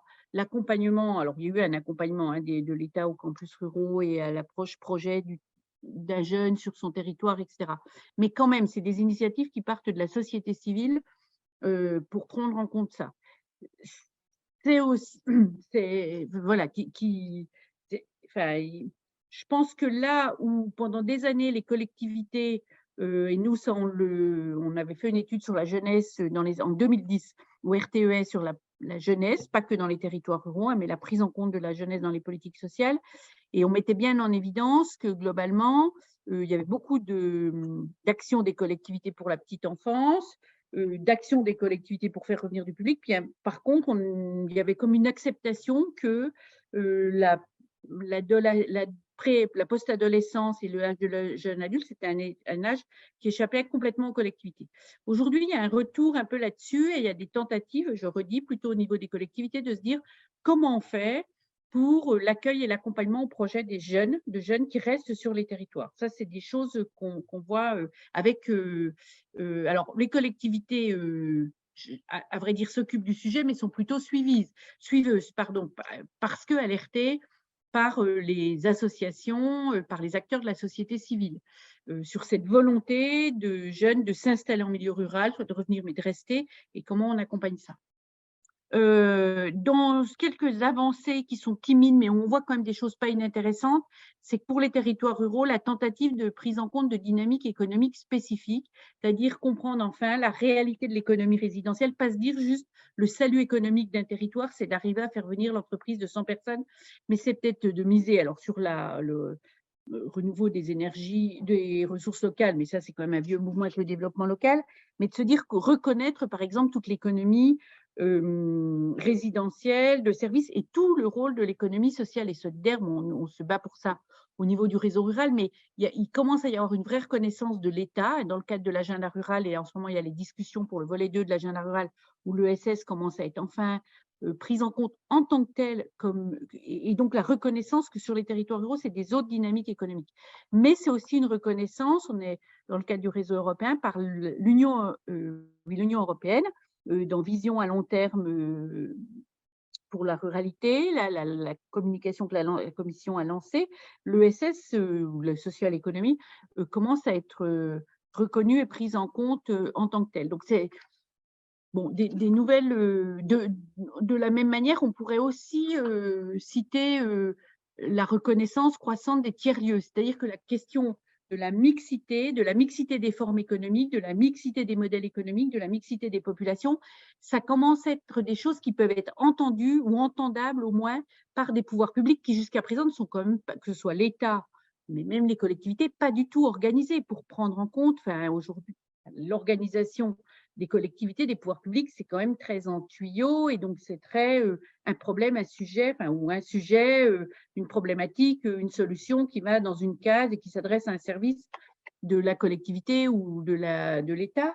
Et aujourd'hui, on voit bien que, en tout cas sur les territoires ruraux, c'est des choses qui ne fonctionnent plus tout à fait et qu'il faut aller vers des approches beaucoup plus transversales. Ce n'est pas forcément un dialogue complètement aisé ou complètement fluide dans les pouvoirs publics, mais en tout cas, c'est des choses qui commencent à émerger, à être reconnues. Le CRTE, le contrat de relance et de transition écologique, dont on peut dire beaucoup de mal, est quand même un outil, une tentative, j'espère pas tentative avortée, tentative qui doit progresser, mais d'avoir cette reconnaissance beaucoup plus bottom-up plutôt qu'une logique d'intervention descendante. Autre élément, c'est le paradoxe entre des dynamiques d'acteurs, c'est-à-dire qu'aujourd'hui, ce n'est pas spécifique aux territoires ruraux, mais c'est très présent dans les territoires ruraux, sur des sujets de transition énergétique, de transition alimentaire, de culture, souvent c'est des collectifs d'acteurs, c'est la société civile qui va être plus avant-gardiste et des pouvoirs publics qui courent un peu derrière, et une intervention publique qui doit être sans arrêt en adaptation. Et puis, il faut le dire aussi, face aux enjeux de transition écologique, où il y a une forte poussée de la société civile et des pouvoirs publics, collectivités publiques comme État, qui sont en logique d'adaptation et qui, bon, il y a une demande paradoxale parce que c'est compliqué et pas rassurant pour un acteur de la puissance publique ou d'une collectivité de dire à un moment donné, on ne sait pas faire, on sait pas comment, on sait qu'on doit faire, mais on ne sait pas exactement comment on doit faire, et on doit faire avec des acteurs, des associations, et on doit co-construire. Ce n'est pas le langage premier auquel on est habitué quand on est représentant d'une collectivité, mais ça, on voit assez nettement que c'est quand même des choses et des dynamiques qui bougent, voilà.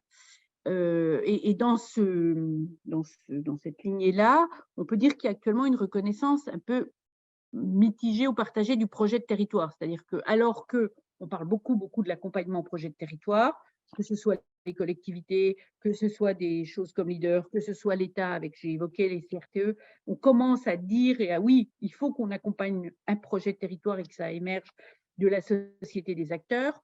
Comme je le disais tout de suite, les outils ne sont pas encore tout à fait en place. Mais quand même, ça bouge et il y a un amorçage de ce dialogue-là. Et donc, c'est ces signaux faibles de mouvement, j'ai envie de dire, qui doivent permettre quand même à ceux qui restent de reprendre une place. Enfin, je trouve qu'on est un petit peu à un moment de quitte ou double. Je ne sais pas si ça ne sera pas aussi brutal que ça, mais on a un moment très intéressant où, de par les transitions environnementales, mais aussi digitales qui mettent en avant des nouveaux modes de faire possibles, soit on est capable de se dire ensemble, faut qu'on invente des nouvelles façons de faire, et j'ai voulu plutôt sortir les signaux positifs, peut-être encore faibles et timides, de ces nouvelles façons de faire qui quand même émergent, soit on va aller vers des clivages extrêmement violents. Pour conclure et faire le lien avec ce que je disais avant, on va se retrouver sur des logiques de population très, très clivées, et comme c'était décrit dans certains pays d'Amérique du Sud, où on va avoir des ghettos, on va constituer des ghettos dans un pays qui n'a jamais eu d'approche communautaire, enfin, qui a toujours pas trop mal résisté aux approches communautaristes, et dont on a l'impression aujourd'hui qu'il est à deux doigts de sombrer ou de tomber dans ces logiques-là. Donc l'enjeu, il est quand même vraiment important de savoir faire et de prendre en compte qu'on doit faire différemment.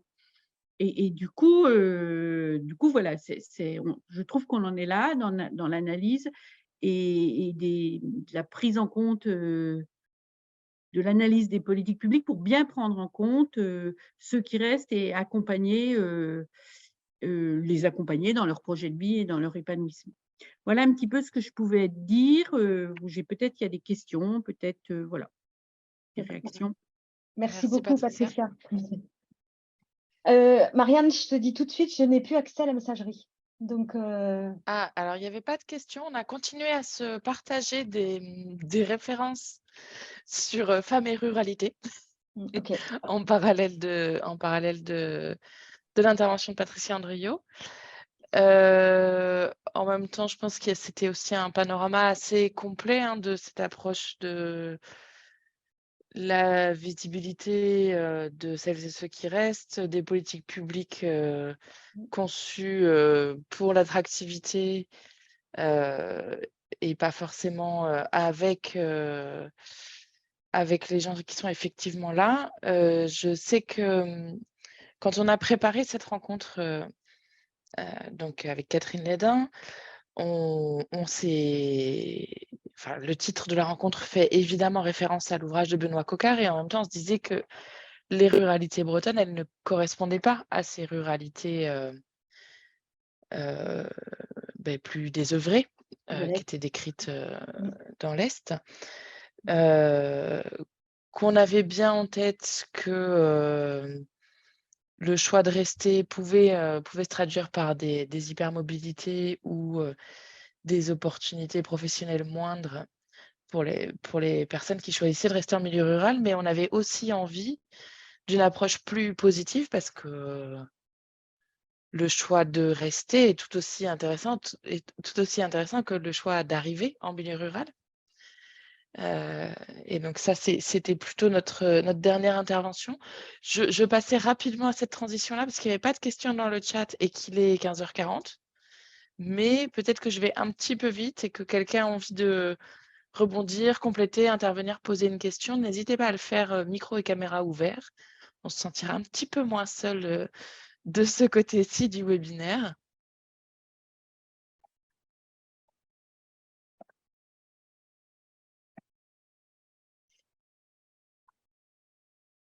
Eh bien non, mais en même temps, c'était un propos complet. Ce que je vous propose, c'est de passer à notre dernier témoignage qui là est un témoignage d'une habitante d'un milieu rural qui nous permettra, j'espère, d'illustrer c'est quoi rester, c'est quoi vivre ici, pourquoi on reste. Pourquoi on reste à travers une expérience, mais c'est toujours une approche. Anne Le Baudot, vous êtes toujours avec nous? Oui. Bon, en vrai, j'ai du mal à vous voir. Hein. Oui. Donc, je ne vais pas vous voir. Anne, est-ce que tu es avec nous? Et est-ce que tu... Bonjour Marianne, oui. Bonjour. J'ai allumé l'écran et le micro. Ouais. Ok. C'est bon pour tout le monde? Ouais. Ouais. Donc, bonjour. Je te propose de décrire ton parcours et en quoi ton parcours, enfin, le fait de rester dans ton territoire était un élément important de ton parcours. Et puis, n'hésite pas à rebondir sur la masse d'informations que nous avons pu avoir depuis tout à l'heure. Et puis après, on se posera les questions. Très bien. Je tiens à te remercier, Marianne, pour l'invitation aussi. Puis merci tout le monde aussi de bien vouloir m'écouter. C'est ma première expérience de témoignage, donc vous m'excuserez si j'ai quelques petits ratés. Pour me présenter, donc c'est Anne Le Baudot, j'ai 43 ans. J'habite sur la commune de Questembert. C'est une petite commune de presque 8000 habitants dans le sud Morbihan, en Bretagne. Je suis arrière-petite-fille de paysan, petite-fille et fille d'agriculteur. Du coup, je fais une petite distinction entre les deux parce que ça ne veut pas dire la même chose. Et moi, j'ai eu la chance de grandir, d'étudier et travailler sur le territoire à peu près 100 km à la ronde. Donc, c'est vraiment une chance parce que c'est, d'un point de vue financier, voyager il y a 40 ans, ce n'était pas donné à tout le monde. Et puis, c'est aussi une chance parce que j'ai découvert et je connais bien mon milieu dans lequel je vis et je travaille encore aujourd'hui. Donc, pour faire court, j'ai fait un bac aménagement paysager parce que j'avais une optique déjà de rester de travailler dans le milieu rural en tout cas, et tout ce qui était protection et gestion de la nature était un petit peu mon domaine de prédilection. Et au fur et à mesure, en fait, j'ai eu une réflexion sur l'installation, la reprise de l'exploitation familiale, parce que je voyais de plus en plus, en fait, un intérêt à la gestion et la protection de la nature.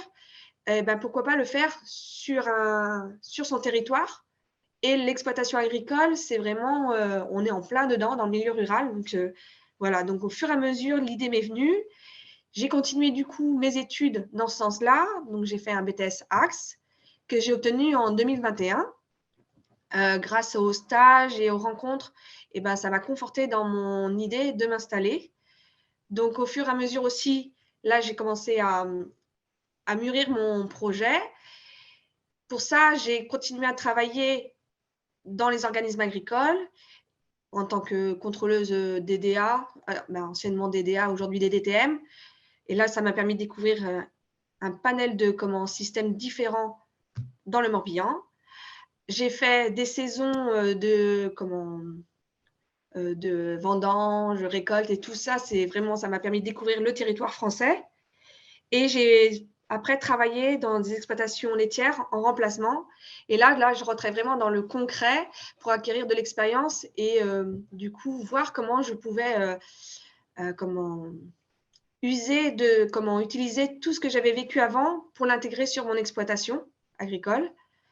Avant de m'installer, j'ai voyagé à l'étranger, parce que se nourrir aussi des expériences des étrangers, je trouvais ça important, parce que aujourd'hui, on parle international malgré tout, même si on veut rester dans le local, on a besoin de se nourrir de l'international. Donc, j'ai voyagé en Chine, en Russie, quand c'était encore possible, en Mongolie et au Niger aussi, avec un milieu complètement différent en Afrique. En même temps, tout ça en même temps, je faisais déjà partie, étant ancrée dans le territoire, je faisais partie d'associations, entre autres une association qui a fait un peu bouger la commune. On était une bande de copains et on avait envie de créer des événements locaux, et on a fait vivre le bourg en créant des concerts en plein milieu des halles de Questembert. On faisait de la nourriture qu'on distribuait dans les marchés pour pouvoir financer des projets. Et du coup, on a aussi travaillé sur le début d'un verger qui appartient aujourd'hui à la communauté de communes, avec aussi comment on appelle ça, un théâtre de verdure pour justement accueillir des événements festifs et puis autres. Voilà. Est venu le moment où j'étais assez mûre pour m'installer. Donc, en 2006, j'ai repris l'exploitation familiale en GAEC avec ma mère. Et on était déjà sur un système herbagé.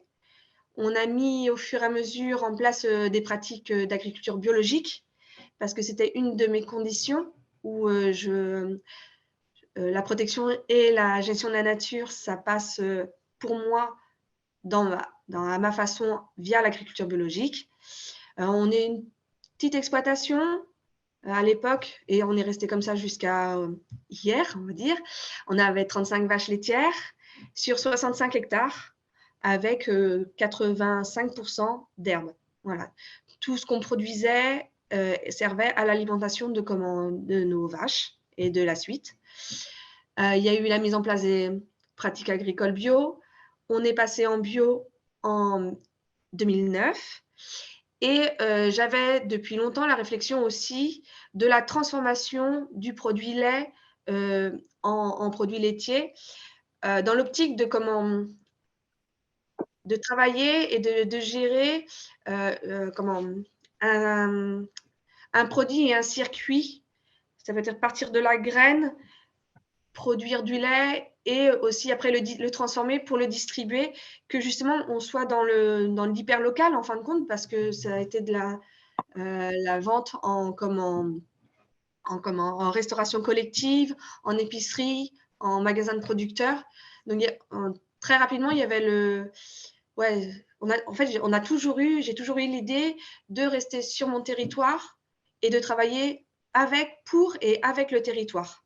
Donc, il y a eu la mise en place de la transformation laitière, surtout avec l'arrivée d'un troisième associé qui était mon frère, entre autres. Voilà.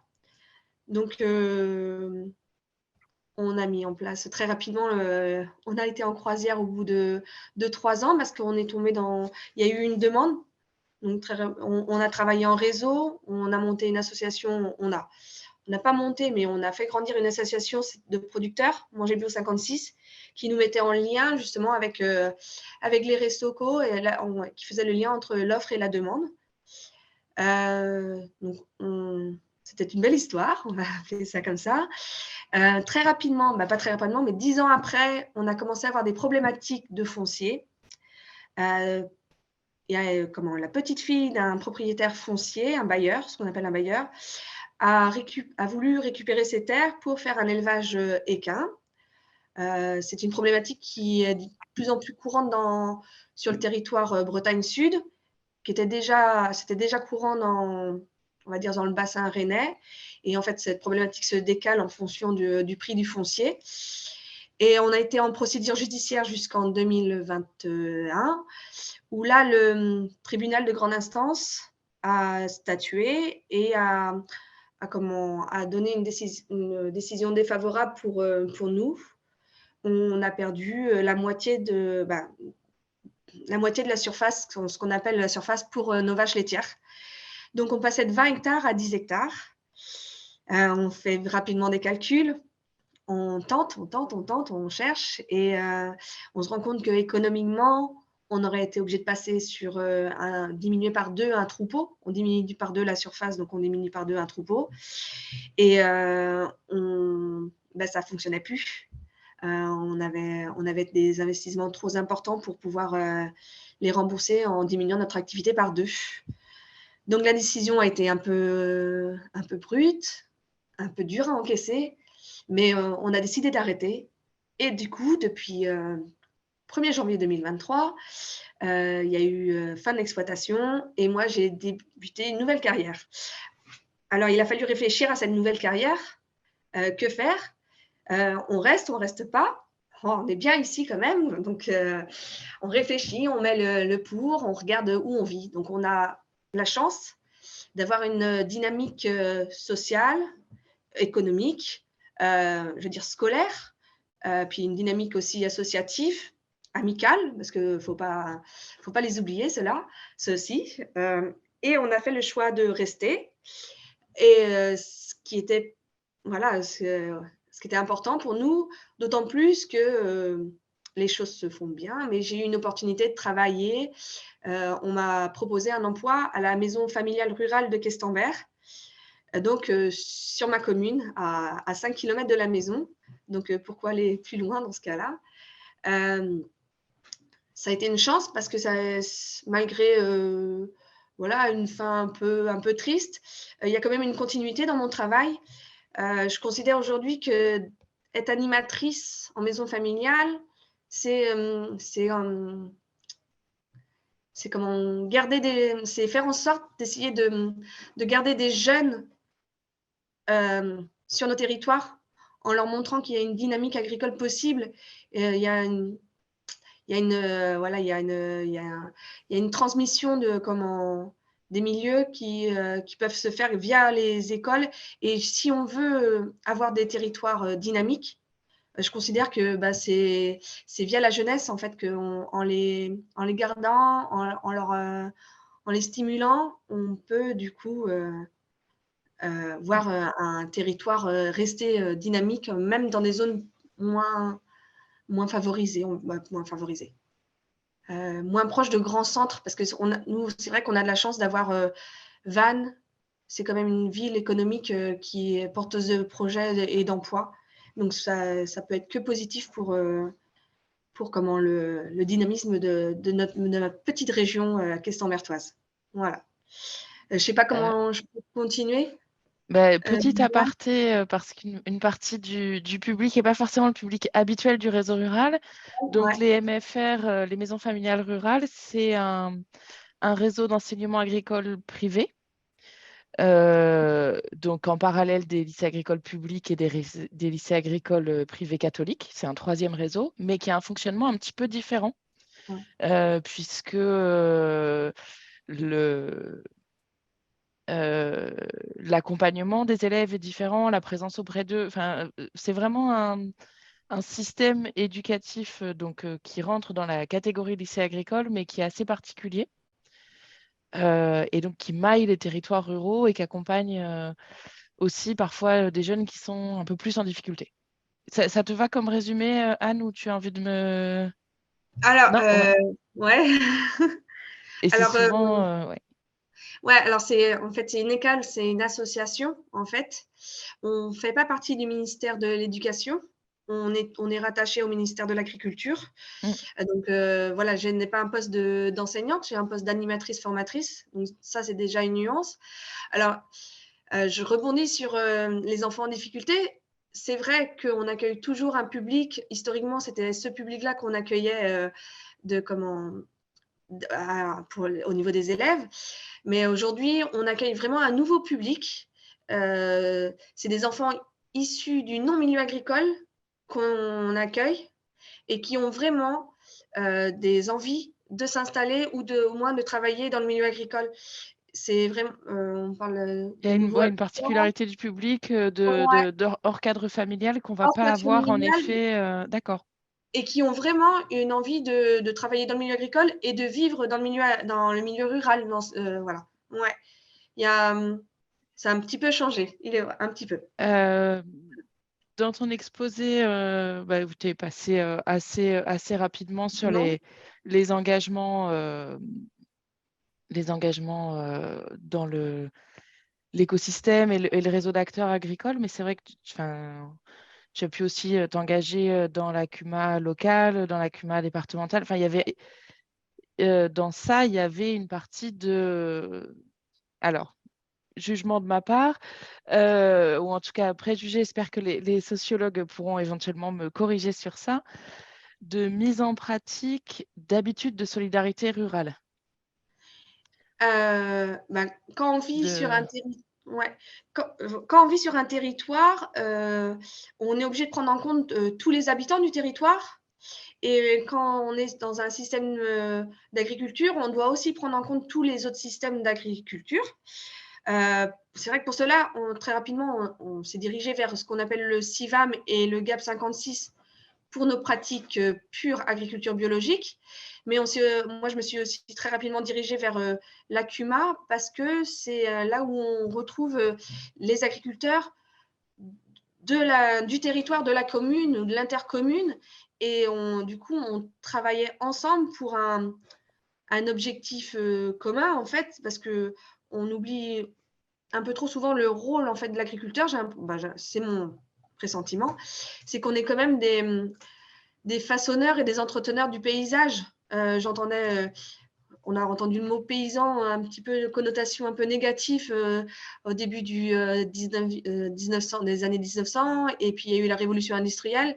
Et nous, quand on est revenu sur le territoire, quand c'est installé, nous, cette notion de paysan était très importante pour nous, parce que c'est paysan, il y a pays, paysage, donc c'était vraiment l'ancrage de rester et d'entretenir localement notre lieu de vie pour nous, mais aussi pour tout le monde, quoi, pour tout le territoire, que ce soit périurbain ou urbain. Voilà. Est-ce que ça répond un peu à ta question? Oui, tout à fait. Ouais. Est-ce que dans ce que tu as entendu dans les deux propos précédents, il y a des choses qui t'ont fait réagir, qui ont exprimé différemment des choses que tu avais en tête ou dans lesquelles tu ne reconnaissais pas forcément ton territoire? Ouais, voilà, moi, c'est ce que j'étais en train de me dire, c'est que je pense que nous, en Bretagne, on a une certaine chance parce que culturellement, je pense qu'il y avait déjà des dynamiques de lancer au niveau scolaire, au niveau agricole, plus ou moins positif, hein. Et je pense qu'on va dans d'autres régions, c'est Madame Andriotte, je crois, qui est plutôt dans l'est de la France. Je ne pense pas que les dynamiques étaient les mêmes, donc les problématiques ne sont pas forcément les mêmes. Au niveau des flux de population, c'était pareil, il y a eu un flux de départ vers les grandes villes, puis un flux de retour. Ça, je pense qu'en Bretagne, on était plus touché sur ce flux de retour que dans certaines zones, et ça, on l'a entendu, hein, on ne va pas en Creuse comme ça du jour au lendemain, je ne pense pas. Et du coup, ces flux de population, c'est vrai que ça joue sur les dynamiques de territoire, sur justement les emplois qui peuvent être proposés sur ces dynamiques de territoire. Et nous, moi, en ce qui me concerne sur le milieu, vraiment la partie agricole, je pense aussi que les politiques agricoles sur les territoires feront amener telle ou telle population. Si on est sur une politique agricole de petite exploitation avec beaucoup de ventes directes, on ne touchera pas le même public que des gens qui, sur un territoire où il y a des grosses structures ou qui prennent beaucoup de place en surface agricole sur le territoire. Voilà. Ça, je l'ai vu. Et puis, non, tout. Ouais, je revois l'historique de mes arrière-grands-parents dans ce que j'ai entendu, et puis moi qui arrive de retour, et voilà. Et qui va essayer de transmettre comme je peux avec mes acquis vers les jeunes.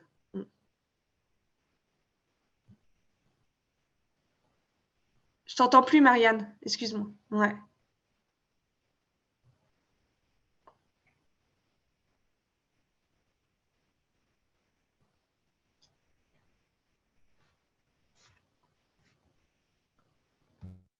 Tu as un problème de micro apparemment, Marianne. Ouais, voilà. Ouais. Oui.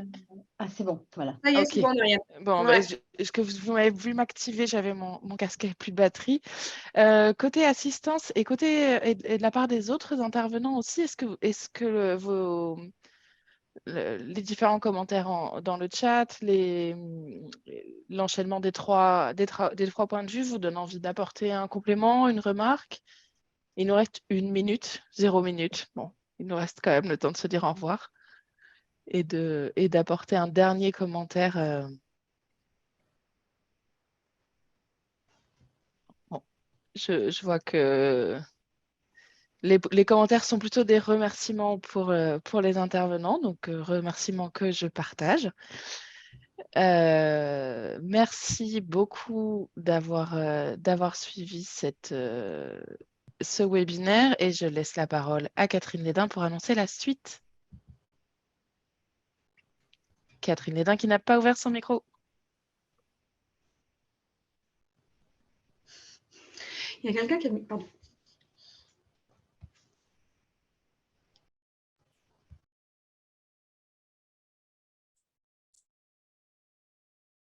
Bon, en attendant que ça marche, donc nous avons eu un premier rendez-vous le 10 novembre. On en a parlé en début de rencontre. Vous pouvez retrouver le webinaire sur les chaînes YouTube du Réseau rural breton et de la chaire Territoire et mutation de l'action publique.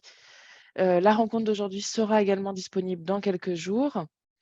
On se retrouve dans très peu de temps puisqu'on se retrouve le 16 mars pour parler de celles et ceux qui arrivent. Alors même si la distinction entre celles et ceux qui restent et celles et ceux qui arrivent était assez artificielle quand il s'agit d'aller voir les dynamiques d'un territoire parce que c'est un mélange des deux, d'autant plus quand dans celles et ceux qui arrivent, il y a des gens qui reviennent. Donc je vous invite à vous inscrire pour le 16 mars de 14h à 16h comme aujourd'hui, où on aura là encore un regard universitaire, un témoignage, un regard d'expert terrain et un témoignage d'acteur. Et puis nous aurons un dernier rendez-vous de ce cycle le 11 mai sur populisme et ruralité. Vous devriez recevoir des invitations dans vos boîtes mail. Merci à toutes et à tous de votre attention et au plaisir de rééchanger avec vous dans environ 2 semaines. Bon, merci à tous et à tous. Ça y est, j'ai résolu mon problème. Un grand merci encore aux 3 intervenants. Hein. C'était très riche. Et puis, à bientôt. Merci. Merci à vous. Au revoir. Au revoir.